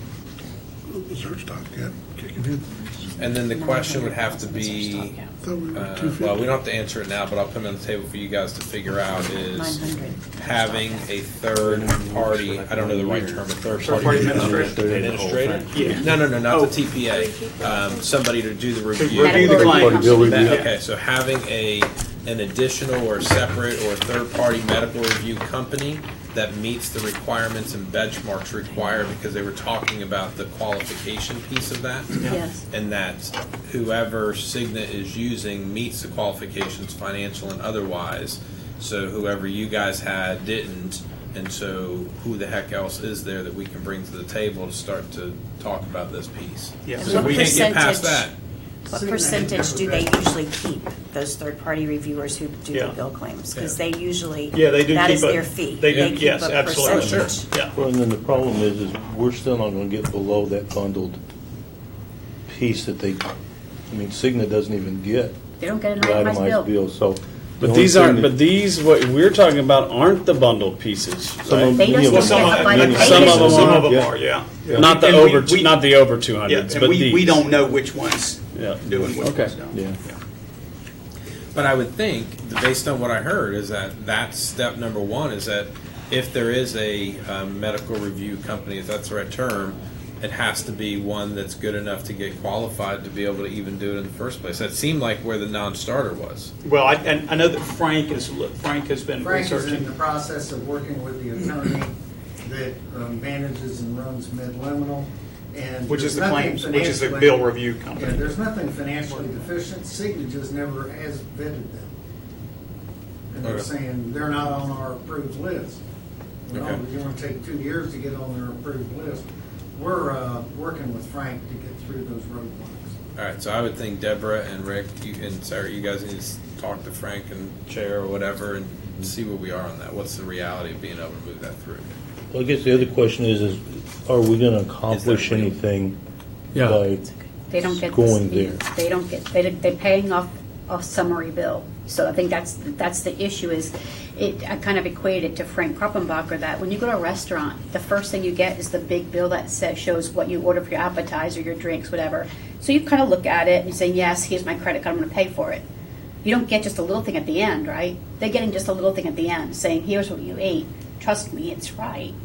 And And that's what I'm questioning is, it's a problem.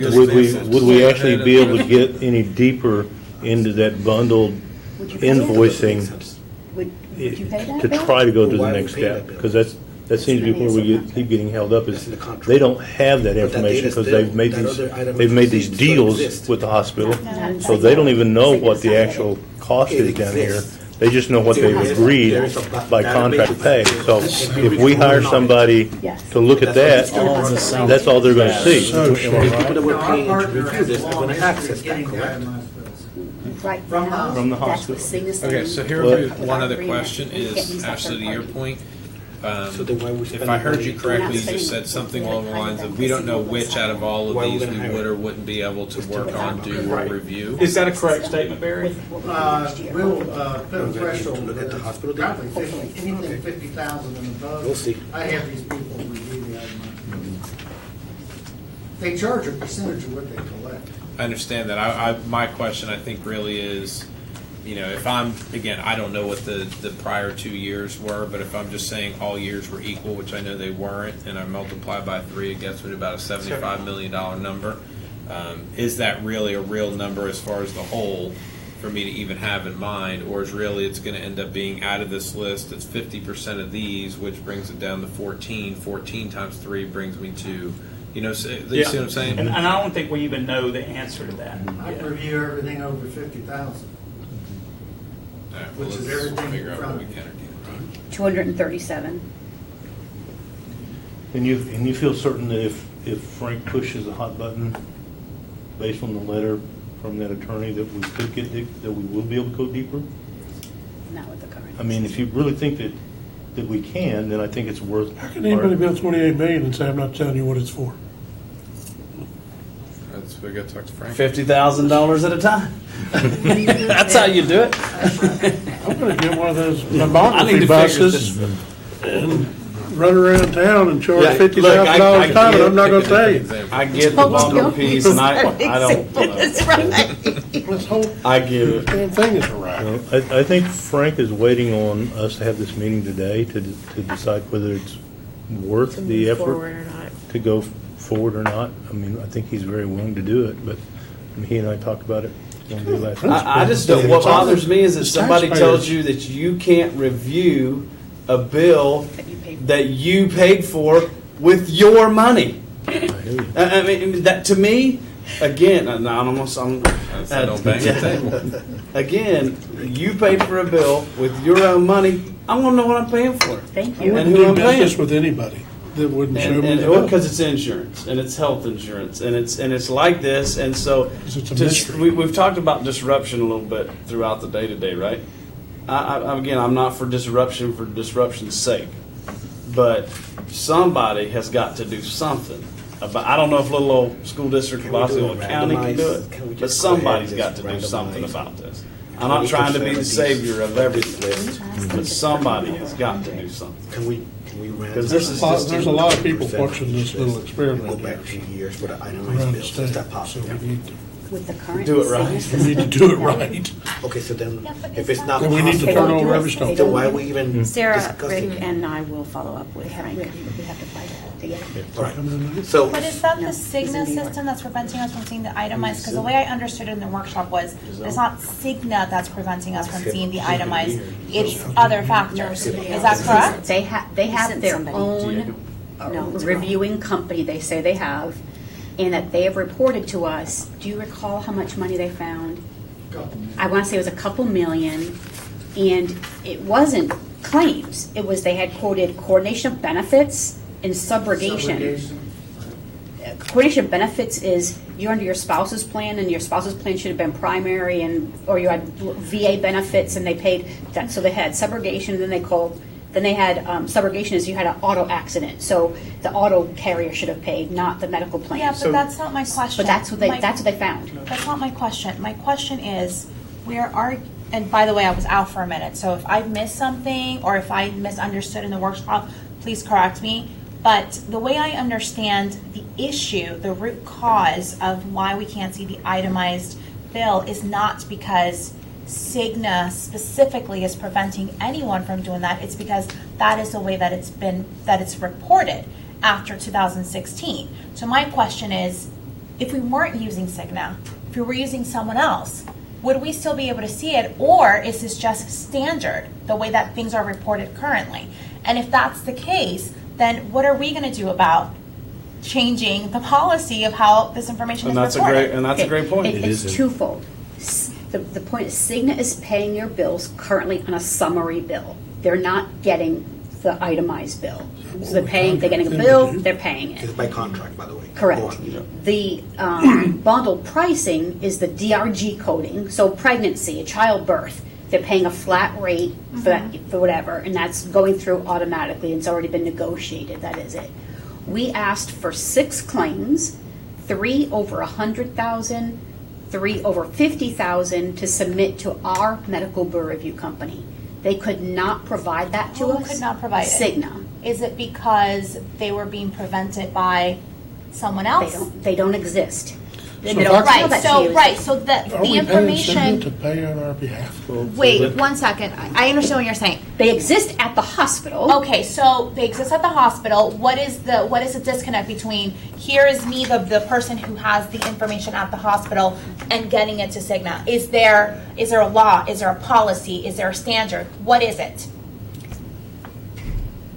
I couldn't. The contract. Yeah. Is it a contract? They What is send a it? summary bill, they pay off a UBO4 bill, and that's how it gets paid. They do not see the itemized What you bill. typically see in the plan carriers is there's the highest level is what they call customary, usually customary. And so Yeah. these plans will go in, they'll negotiate with these larger group hospitals especially, to say, okay, if this is customary, if you become a part of our network and we manage this, will you give it to us at this price? And they negotiate down from that top.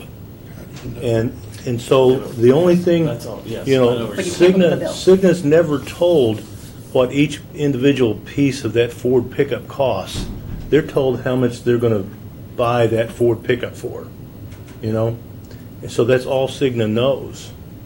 The only way to get below that is to somehow or another break through that contract and see what that. And who's done that in the past? Patients can do it. Our clients- When there's, the patients can do it when there's a lawsuit on claims and things like that. I've been able to get that through court orders. Right. The only chance to see that So on an itemized bill. that you're individual, on looking an individual level, it's It's possible because this is me, the person whose information is on there. Now, we are not an individual person, so I'm just asking, like, do we Right. have precedents for this? You said your clients have already done this, have been able to break through How that, do they like, break at through a that mass level? contract? Which They're clients? using Yeah. a third-party administrator.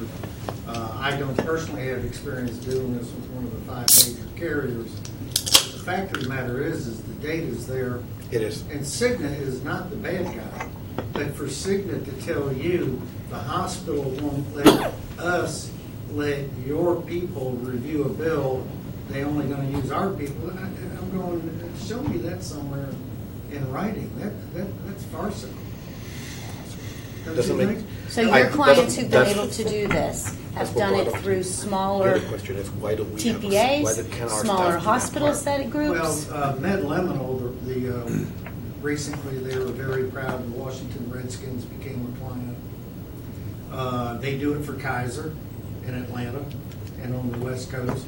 They're a bill review company looking for items that should not be on the bill, not DRGs, not bundling, not this, but things that are on the bill that shouldn't be there.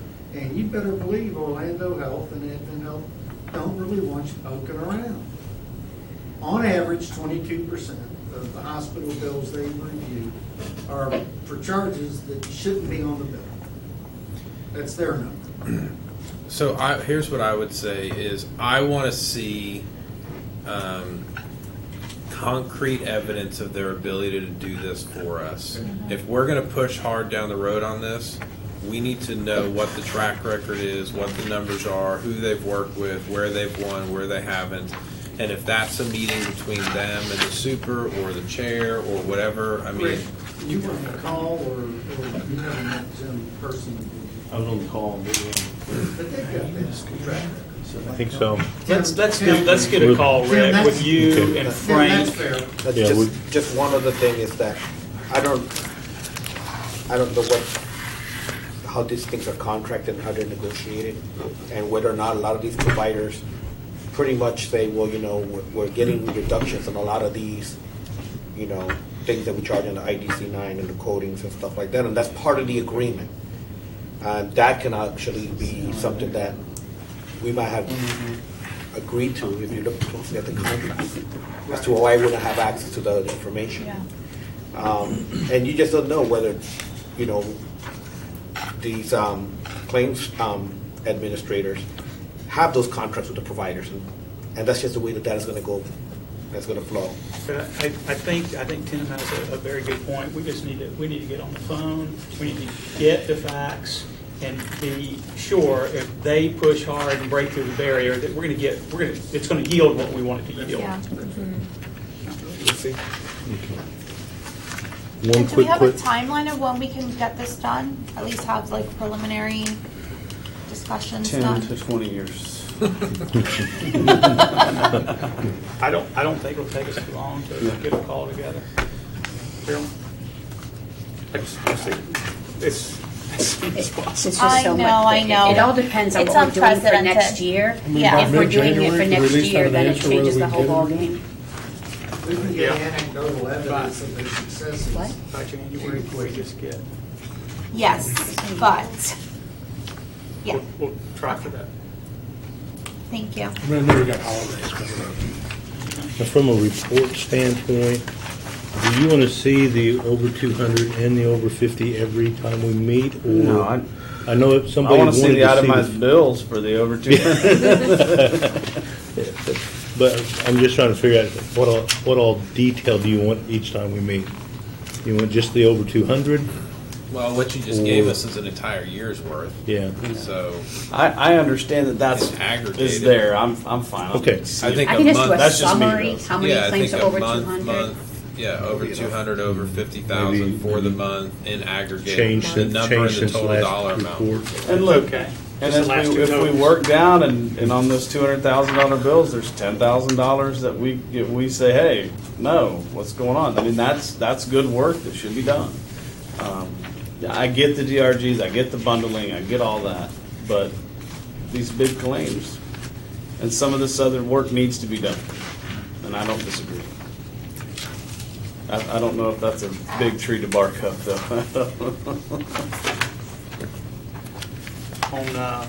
On page 43, the employees get a life insurance and accidental death and dismemberment policy, and it's a certain amount, and they can buy up from there on their own dime if they want to. But that policy just expired, and we've gotten a renewal. It's expiring in the. No, I'm sorry. 9/30/2020 it expires, and it's my understanding that it's gone up over the years. It's gone up, but they're willing to offer a flat renewal and guarantee that for 3 more years. So with the renewals that are expiring for 10/1 of 2020, your disability carrier came back with a rate pass or a flat renewal on that. Your vision came back flat, and your life insurance came back flat. So stagnant on the expenses there.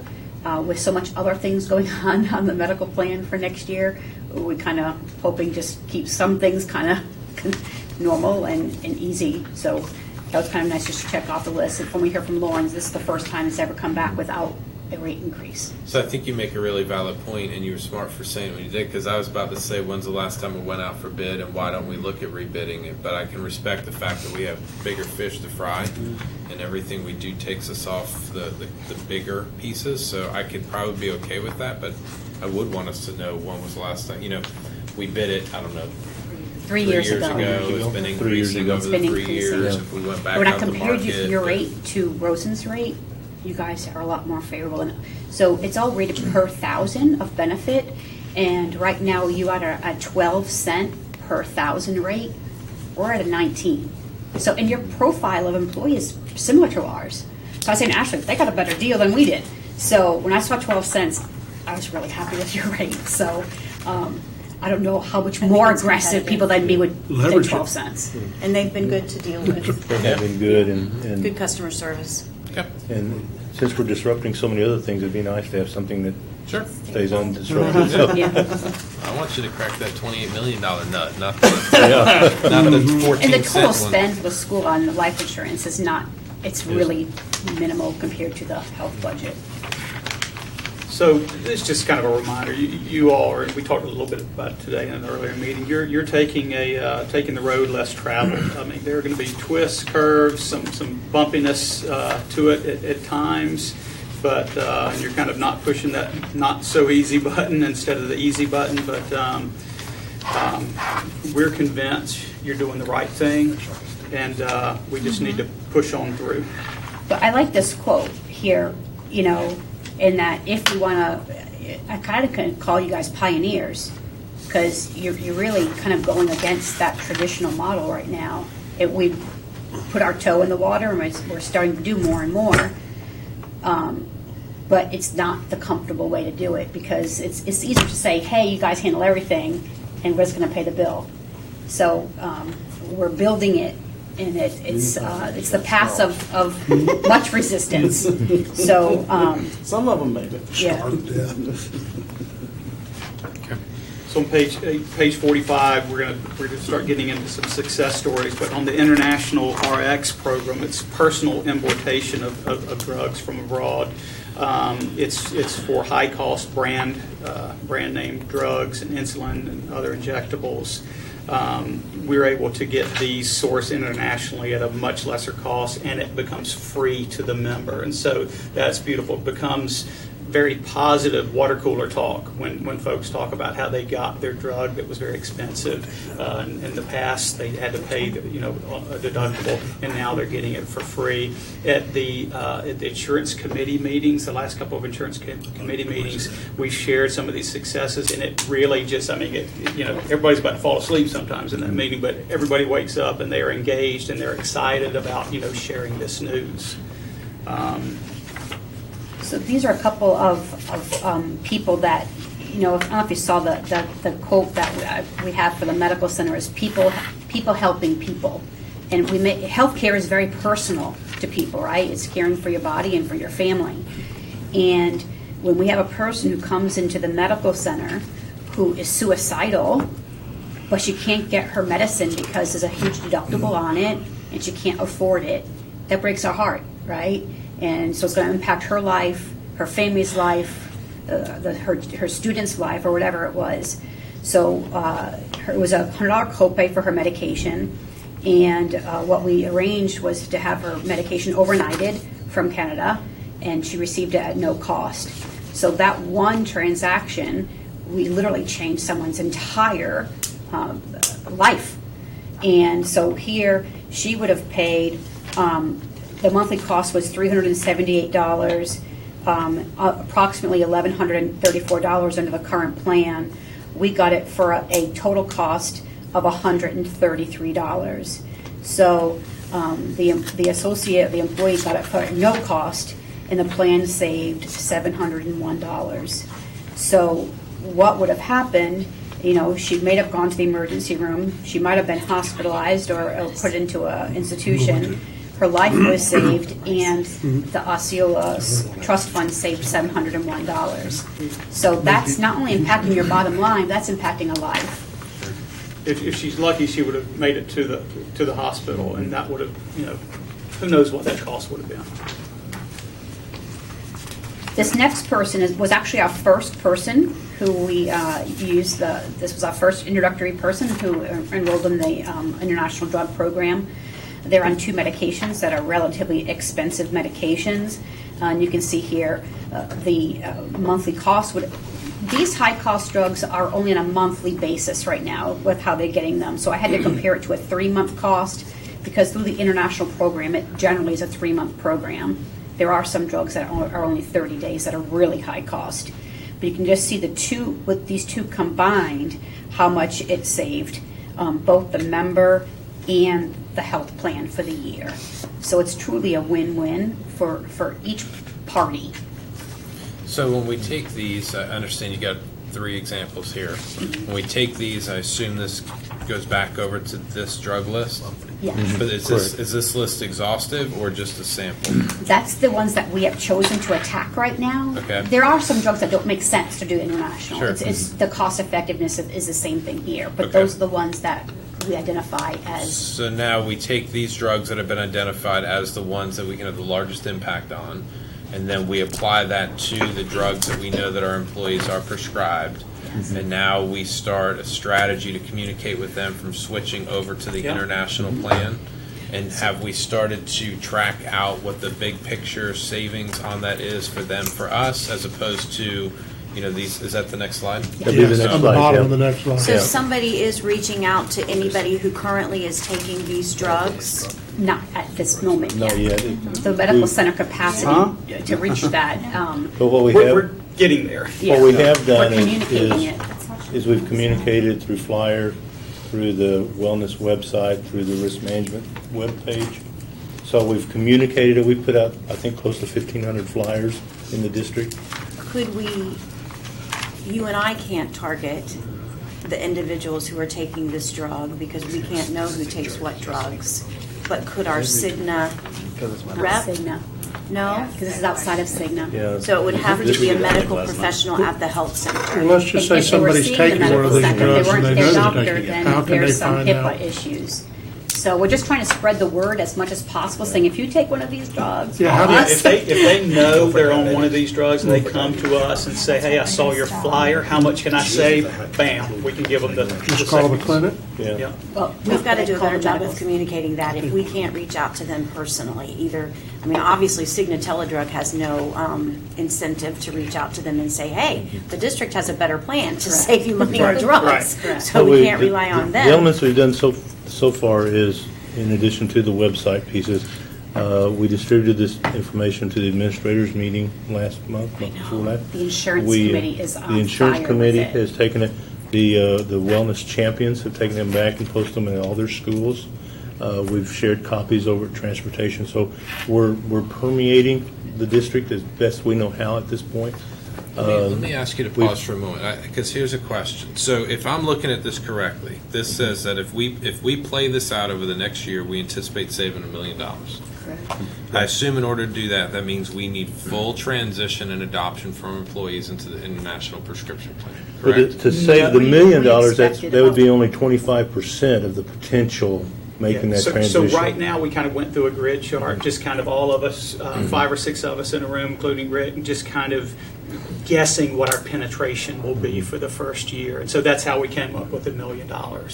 So my question was going to be then, if one of, look, this is an assumption, but I'm sure it's true.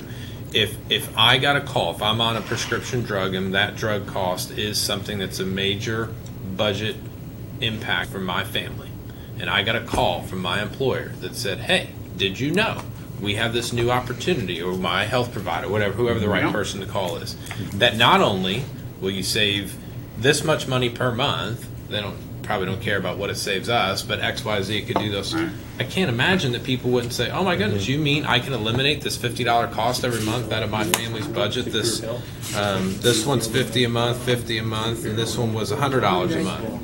The challenge is you and I can't make those calls. I understand. Right. Once we- You gotta that's find that's going to be somebody my who point. can. Once- Well, wait, but that's- And the and person we inside your absolutely office will. that does benefits is paid by Cigna. Yeah. So she can't. What Okay, we but that's can my do- point. So why wouldn't we staff? I know we can't, but why wouldn't we say if we can save $1 million, Let's hire somebody. let's hire somebody for $45,000 $45,000 and have them sit in there and call everybody. We're getting ready to. Subcontract somebody at the health clinic.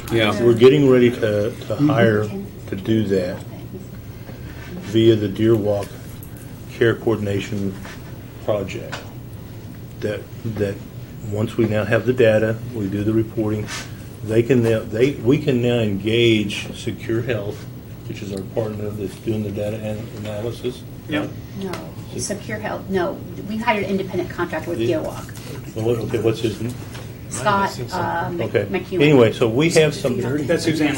We have somebody hired, and one of those projects would be to do that very thing, to track through those. The pharmacy? The pharmacy Wouldn't we? consultant? Yeah, so Yeah. we have a whole pharmacy Yeah. thing about here Yeah. too, but noted, we're gonna see with Kenneth about maybe getting somebody in the medical center about that. You don't have to pay them too. extra hours. Yeah. Yeah. Yeah. But Right, I exactly. have to. So again, I have to imagine though. This is like somebody could be full time Oh, yeah. burning the phones. Yeah. Yeah, to have a Like full-time. at Rosen, we have someone that's on it like nobody's Yeah. business, Well, we- right? yeah, But we- all of our members are coming to the medical center. It's a little bit Right, different. yours, So you're if gonna be a you're little not in the different. medical center, $3 million. So when we have that care coordinator in place, whether it's Kenneth's person or through the Deer Walk project, we'll be able to track that and do that. Tim, we'll have an update at the next meeting about how we're attacking that. So and here's the thing. Every month, if I just use your number, it's $100,000 that we could save every single month. yes. We lose 1 month, we lost $100,000.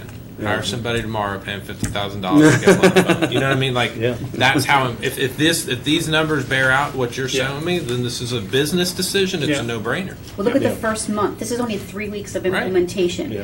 We did 34 prescriptions at roughly $30,000. So I have access to the what we filled for the prescriptions. So I go into the Cigna report that we got, What you 4 filled months or ago. what were filled? What were filled, and I do a sort by, this medicine.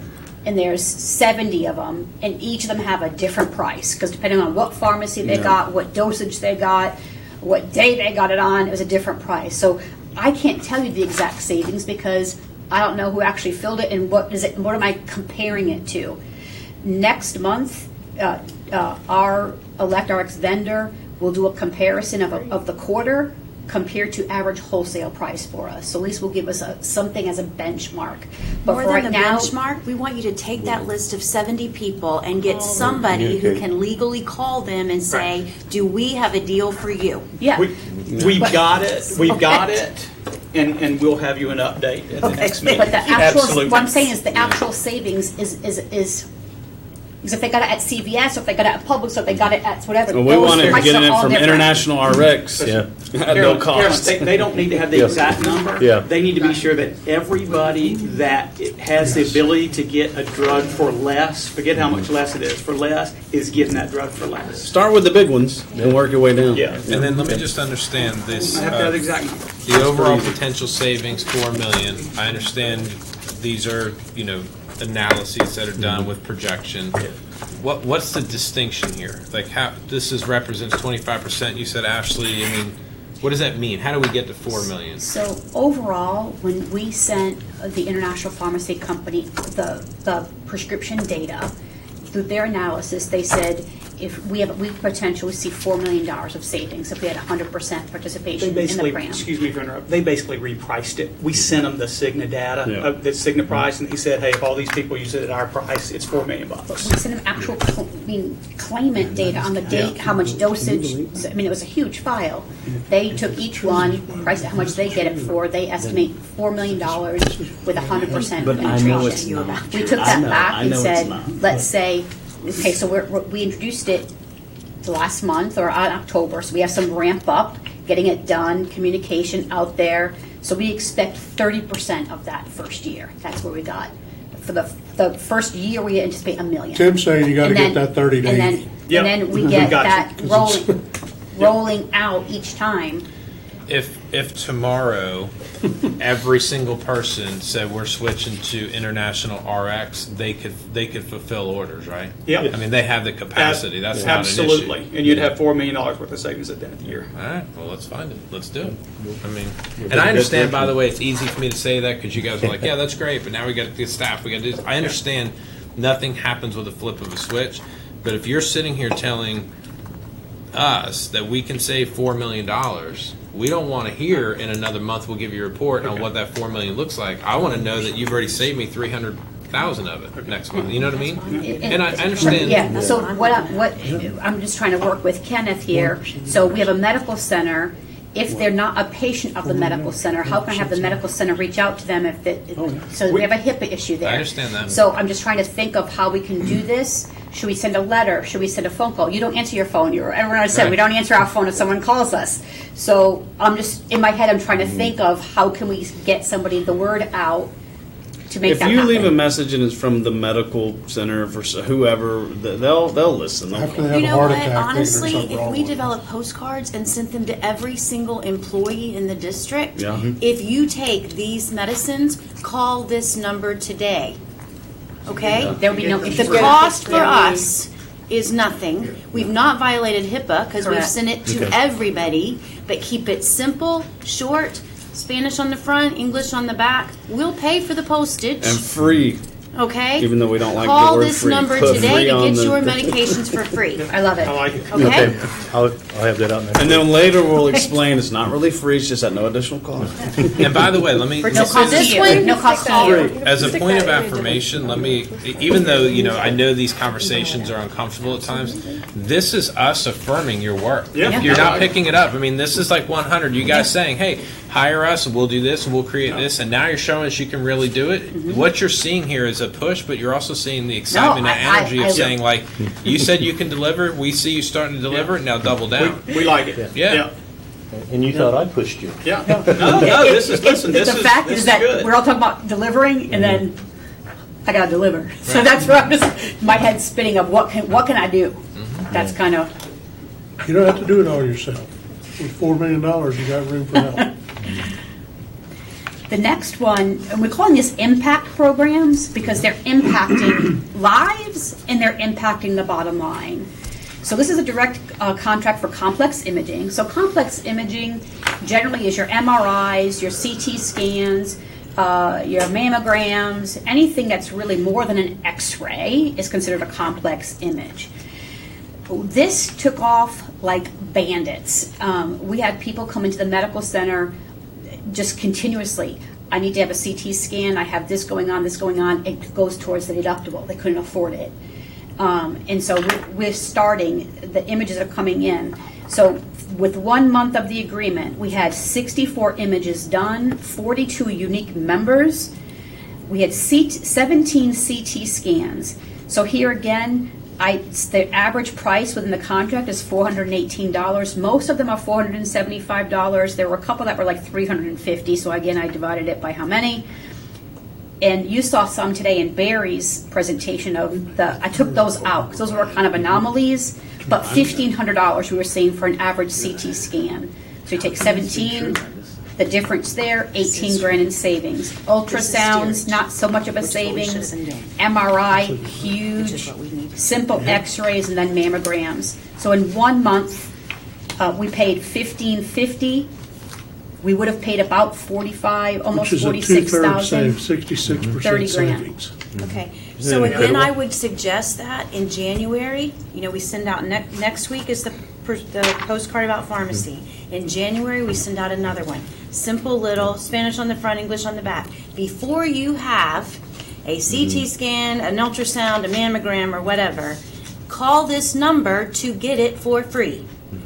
And let us be prepared to refer people to this. The more and more simply we communicate that stuff, the better. And every single one of those postcards are cheap to send with our postage. With those, then we stick it in my newsletter. It'll go to all employees. I have a pretty good open rate on my newsletters. I know you do. And so, we just have to over-communicate this. We had Simply, some people in plainly. the insurance committee. We had her, she was at the first meeting. We told her about it. She called, and I want to say she wrote you an email, or who did she write an email to? I think she wrote to Sarah, or she wrote it to Rick, saying how, because they call a concierge who finds them the appropriate, because if you need an MRI with contrast, without contrast, there are different facilities that do that. So they know where to go and what time meets their schedule, and they handhold them the whole process. They get a voucher that they hand the facility when they go, so there's no cost to the plan. So that's the whole, and she just raved about it. Yeah, the so. testimonial was not only about the I price. think it did go to me. It was not about it was about the price, right? That they had to pay zero. But it was about convenience. They said in the past when I had to go get an MRI, I'm like calling and people not returning my calls. I call these people and they're like Johnny on the spot and getting the stuff. So. And what I'm just saying is that we need to continue to push and communicate to get people to understand that this is there. Obviously, in our first month, you had great success in just a month, in just preliminary communication. So if we keep sending that word, I think we can get a greater buy-in. Yeah. And I'm telling you, this is far more effective than a mysigma.com has been for years in terms of getting people to be better consumers of healthcare. Yeah. Now, should we decide to go with one guy that does a similar service but at $350 per member per month for a district, or is this kind of stuff an even better option? I don't know. Those are decisions that we're going to have to bring before this board in the next few months. But in the meantime, the more that we can get people using these services, the more savings for them, the better health care for them, and more savings for us as a district. And that's what we want. Why don't we do a full video campaign around this? I mean, this is easy to have Ruben come in here, record a message, and let's for the next 2 weeks, every single day, put out a video message on our channels, to our email, to everything. Put a list of the drug. I mean, I probably can't get it done tomorrow. We can do all the above, though. We can start doing them next week. I love it. I think it's a great idea. I do, and I haven't even. Merry Christmas. I don't know if we're allowed to do this. We send the cards out. At the end of the first 30 days, you have a drawing, and 5 people get $100 or something. Just to get people to Get a hug.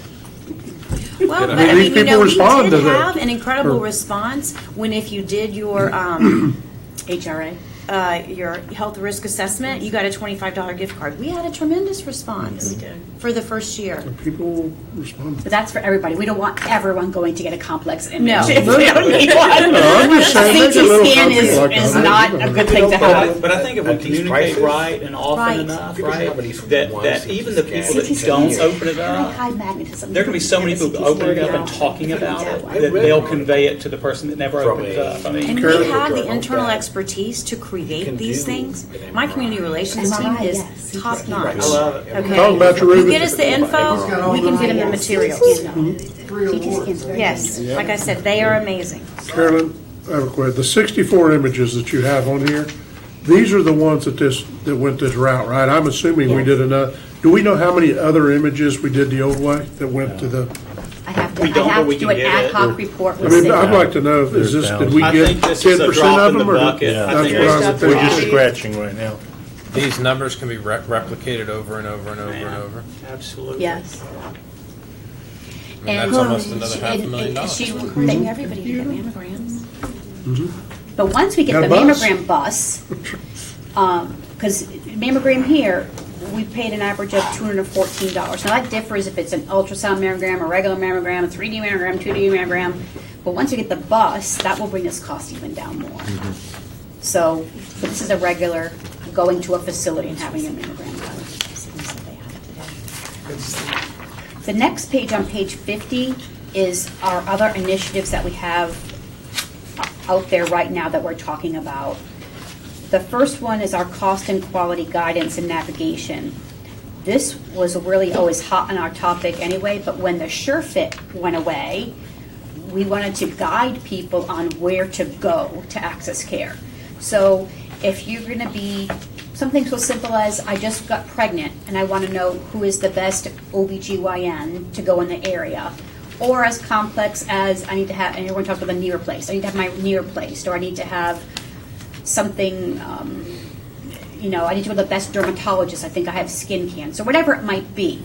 The cost and quality guidance company or partner that we want to go with, the member calls in, they look up the provider. We can direct them to look for the Cigna network right now, but of the Cigna network, who is the best for quality and has the best pricing for us? And we think that's depending on how many people call, and are they calling for a maternity benefit, or are they calling for a knee replacement, or are they calling for a heart transplant?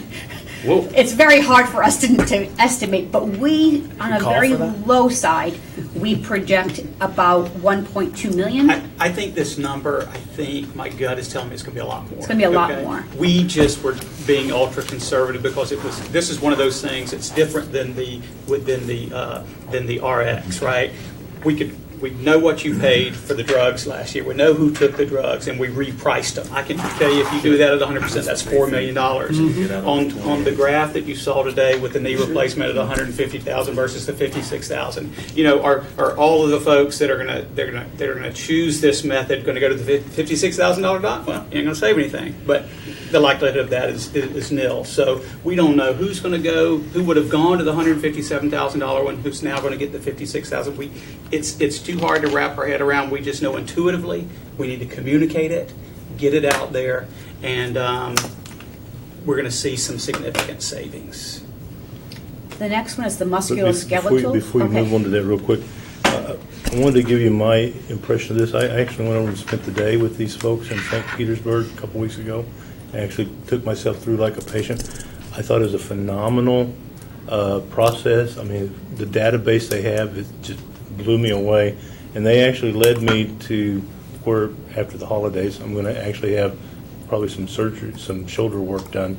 And to see walking through that process, how they got to who they would recommend, and they recommend two options, and it's based upon quality, which includes how many of these procedures have they done, what were the outcomes, what were the patient ratings, were there any malpractice issues. I mean, there's a whole plethora of things that they go into quality, and then they look at the facilities that they use pricing-wise, and then they look at the overall value or the cost.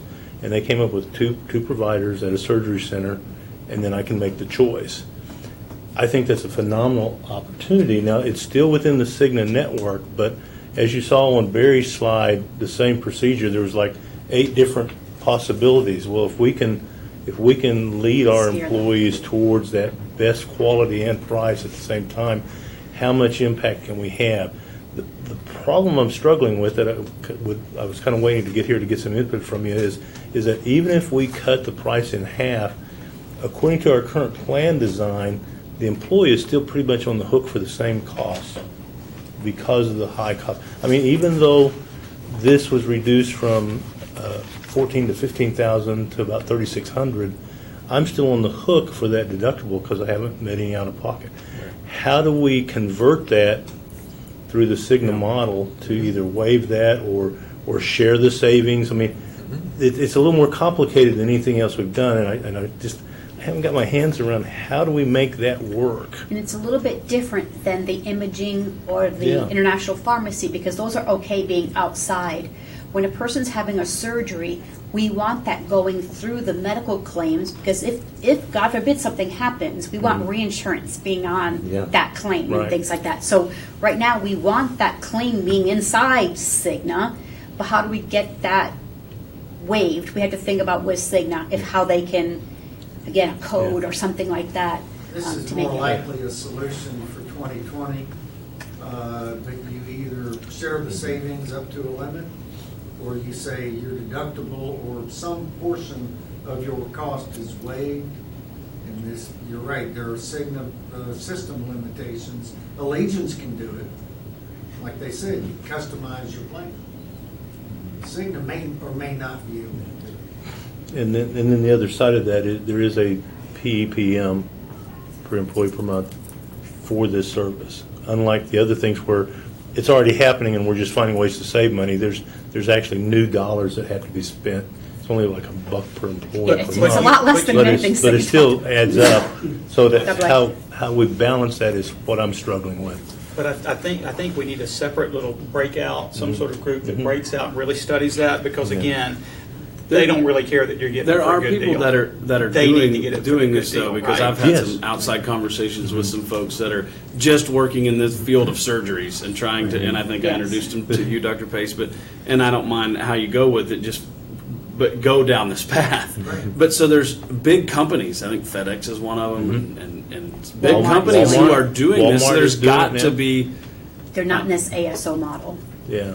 So I mean, but there's got to be somebody in an ASO model, maybe, There's a way to do this. maybe, or another way There's that a we way could to look do at this. it and Yeah. I think pick we and just need choose to some ways to get it done. Get in a room with some smart folks and talk it through Yeah. and focus on it. I think there's a way to get that done. I was excited about it. I don't wanna wait I thought it until was a game 2020. changer. I just, in my mind, I can't figure out how to put all the pieces together yet. So. If we know who is already using it, like you say Walmart or whoever it might be, why don't we identify who it is and work to just They're with the state communicate with TPA. them, Yeah. and Yeah. so we can get access to Walmart. I Yeah. mean, Yeah. everybody knows somebody around Yeah. here. that We've got access to Walmart's head of benefits, Yeah, so we can whoever- do that. Yeah, but I if think we say yeah. there's these 5 companies or these 5 entities are doing it, and this is what the structure we think it looks like, let's just get in the room Yeah. and figure it out. Yeah. We know it's doable. It's just in the environment that we have right now with the ASO model is the challenge. Yeah, So- these folks, when we call Walmart, they're going, the way we're able to do it is through We an build it. independent third-party Yeah. administrator, right? But again, you got smart people in the room. Mm-hmm. We say, hey, we got another barrier. We're not with a third-party administrator. How can we do this? And I think if we get the right people in the room, we can figure it out. I just do want to caution the board, Yeah. please I'm ask good. your Yeah. questions, and it's 5 after 5. Okay. Talk to me about this opioid one. Yeah. The opioid management. I know. I think what did you want to talk about the opioid?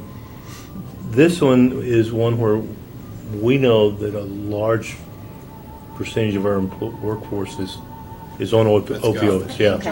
I think that was presented to you guys at the last board It workshop. was. Um, Yeah, you weren't. I don't think you were there at that board meeting. And what this program would do is that person would be contracted to reach out to those people and try to redirect their care away from opioids, out of the hospital setting, out of the and find alternatives. But work with their provider. And work So work with their with medical doctor. A lot of times, you don't know.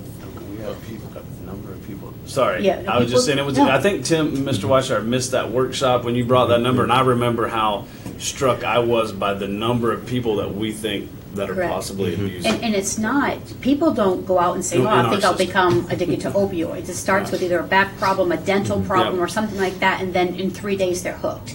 And so there are people out there, and we know it because the company that we work with follows behavior trends. People that are on opioids do certain things, and they can see the claims that do that. And so they would outreach to their medical doctors, because often they're doctor shopping because they're looking for different prescriptions.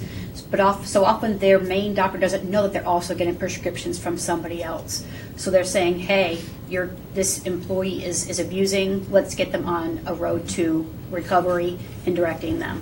So just that program, we anticipate some huge savings and saving lives. Based upon our last board workshop, we felt pretty confident we wanted to move forward with it. We received the contract. Frank has reviewed it. It's now back in the hands of the vendor to make sure that they're okay with making the changes that Frank's requested. So I anticipate we'll have that on the January board meeting. Durable medical equipment, a lot of that, not huge savings. We're talking about it. Some of it we're able to get to the medical center already at reduced pricing. It's out there. It's just a matter of which one do we work on, so fast. So we are talking about that. And then, of course, we just talked about the medical bill review. It's in legal issues right now. The one thing on the pharmacy side that we're really excited is that we have hired a pharmacy consultant who's a pharmacist, who's a PharmD, who's a doctor in pharmacy, to data mine your pharmacy benefits for us. They came back with, we're doing okay with the current plan, and these are some of the things that he has brought to us. Right now, the Cigna program through Express Scripts is filling low therapeutic value products, so prescriptions that don't bring any value for their prescription, what they're being prescribed for. So what they recommend is you remove them from the prescription drug list because they don't have any value to what the person's being diagnosed with. And there are other ones Tell out me why there. doctors are prescribing something that has no. They just don't know the effectiveness of it. The pharmacy rep Because- told them it was great, Because but they a don't pretty know. person came by and brought them donuts and said, you ought to start using this. They said that the generic rates we're paying is pretty good, That's how they but, sell feed and stuff but too. our just so you know. specialty rates. Well, it's not I'm better with them donuts. selling feed that way than I am selling Big medical. Clubs are Big are better than donuts and the trinkets. Stuff like that. The specialty rates that we're paying are significantly below market performance, meaning that SDOC is paying higher than market valued. And so they estimate that by moving to a different PBM, pharmacy benefit manager, we think that there's about a $300,000 in specialty pricing available. They also said that there's also a great, there's a retail and mail network are below market performance. So what they're saying is there are certain retail stores that have better pricing for us. So we should encourage people to go to those places more than others. So, for example, Publix has better pricing than CVS or Walgreens.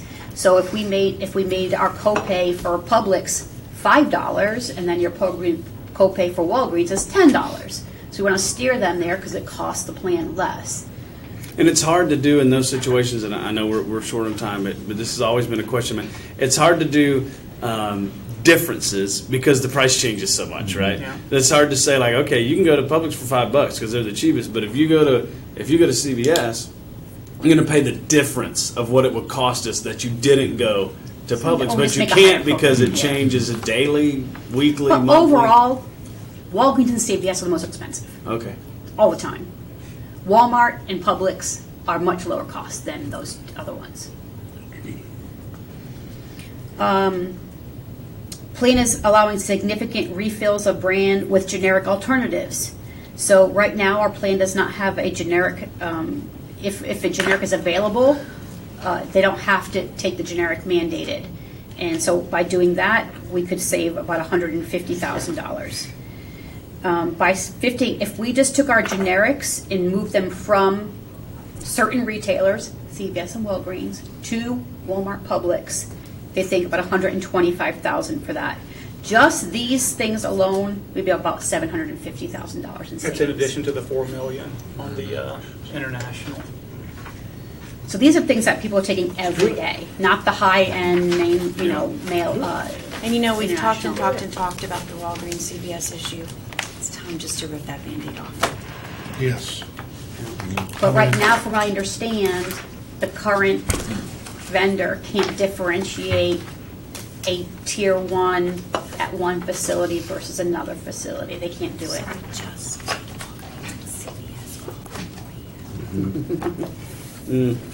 That'll be tough.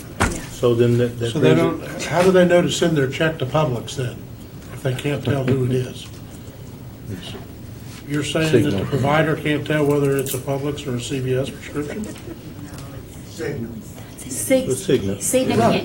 Cigna can't say, according, Well, I understand. You said Cigna can't tell who the pharmacy Cigna- is? No, they can tell, but they can't dictate saying, if you go to Publix, your copay is $5. If you go to CVS, you'll have a $10 copay. Their system can't separate those. What? can't. That's what I was told. By Signal? Which was the savings number on here about going like with Publix and all that? The certain retail ones, 125, wasn't it? Oh, no, we can't. Okay, 125. Shifting 50% of generic claims to certain retailers. Yes. Estimated savings 125,000. There's Some Publix in almost every So, corner. so very quickly before we're done, or we, Walmart. we have the invitation to negotiate on hold, and we need to know if we're okay to move forward with that after today's day, after all the meetings today, because our timeline is starting to get pretty tight if we're going to do this. So. It's a frank question, but Is this to should we- negotiate with Yes. Cigna or to No, open it up? to This put would it be out- to put it put on the out for street to bid, put it on the compete, street. Yep. and then negotiate with somebody who's in there. So the question is, do you as a board, after our meeting today, want us to try to direct negotiate a better situation with Cigna, such as, for example, as a TPA? I think I even heard them today indicate that they could potentially switch Mid-year. platforms mid-year, because that's not really a negotiated piece. That's a system of how we pay our bills, not anything that directly affects the consumer. Or should we put it out on the street, let Cigna and anybody else submit their best proposals, and then follow up from there? Doesn't that provide us better leverage? Switch to Allegiance and see how they do between now and next October. That's No, too much. I Not for think 10,000 lives. I think if you want to blow this thing up, okay, get it out to the marketplace. If Cigna ends up having the best mousetrap with Allegiance, hey, it's all good. Yeah. But there That makes may be sense. some other. That's what I would recommend. Yeah, otherwise, we won't know what we don't know. I mean, Exactly. it's You're gonna see my- some my pretty feel. innovative I stuff think it's come out. Yeah, that's How many TPAs are there? Probably It's not just for couple the Blue dozen Cross, that are the interested in- United, Cigna. It's And innovation is unbelievable. And we're It's not out there. particularly thrilled even with the best ones. Okay, now that it's kind of cream of the crap that we're looking for. So the the best ones out there, we think could do a lot better, but they really crush the ASOs of the world and the lesser third-party administrators. If I could just say so, board, I would be hesitant to recommend something to you that does not have some type of umbrella network. When you're looking at an employee group of our size with the medical needs that they have, and it's a very important benefit to our employees. And That being said, What are you saying, Deborah? make sure it's got a backstop. Yeah, Yeah. the catastrophic.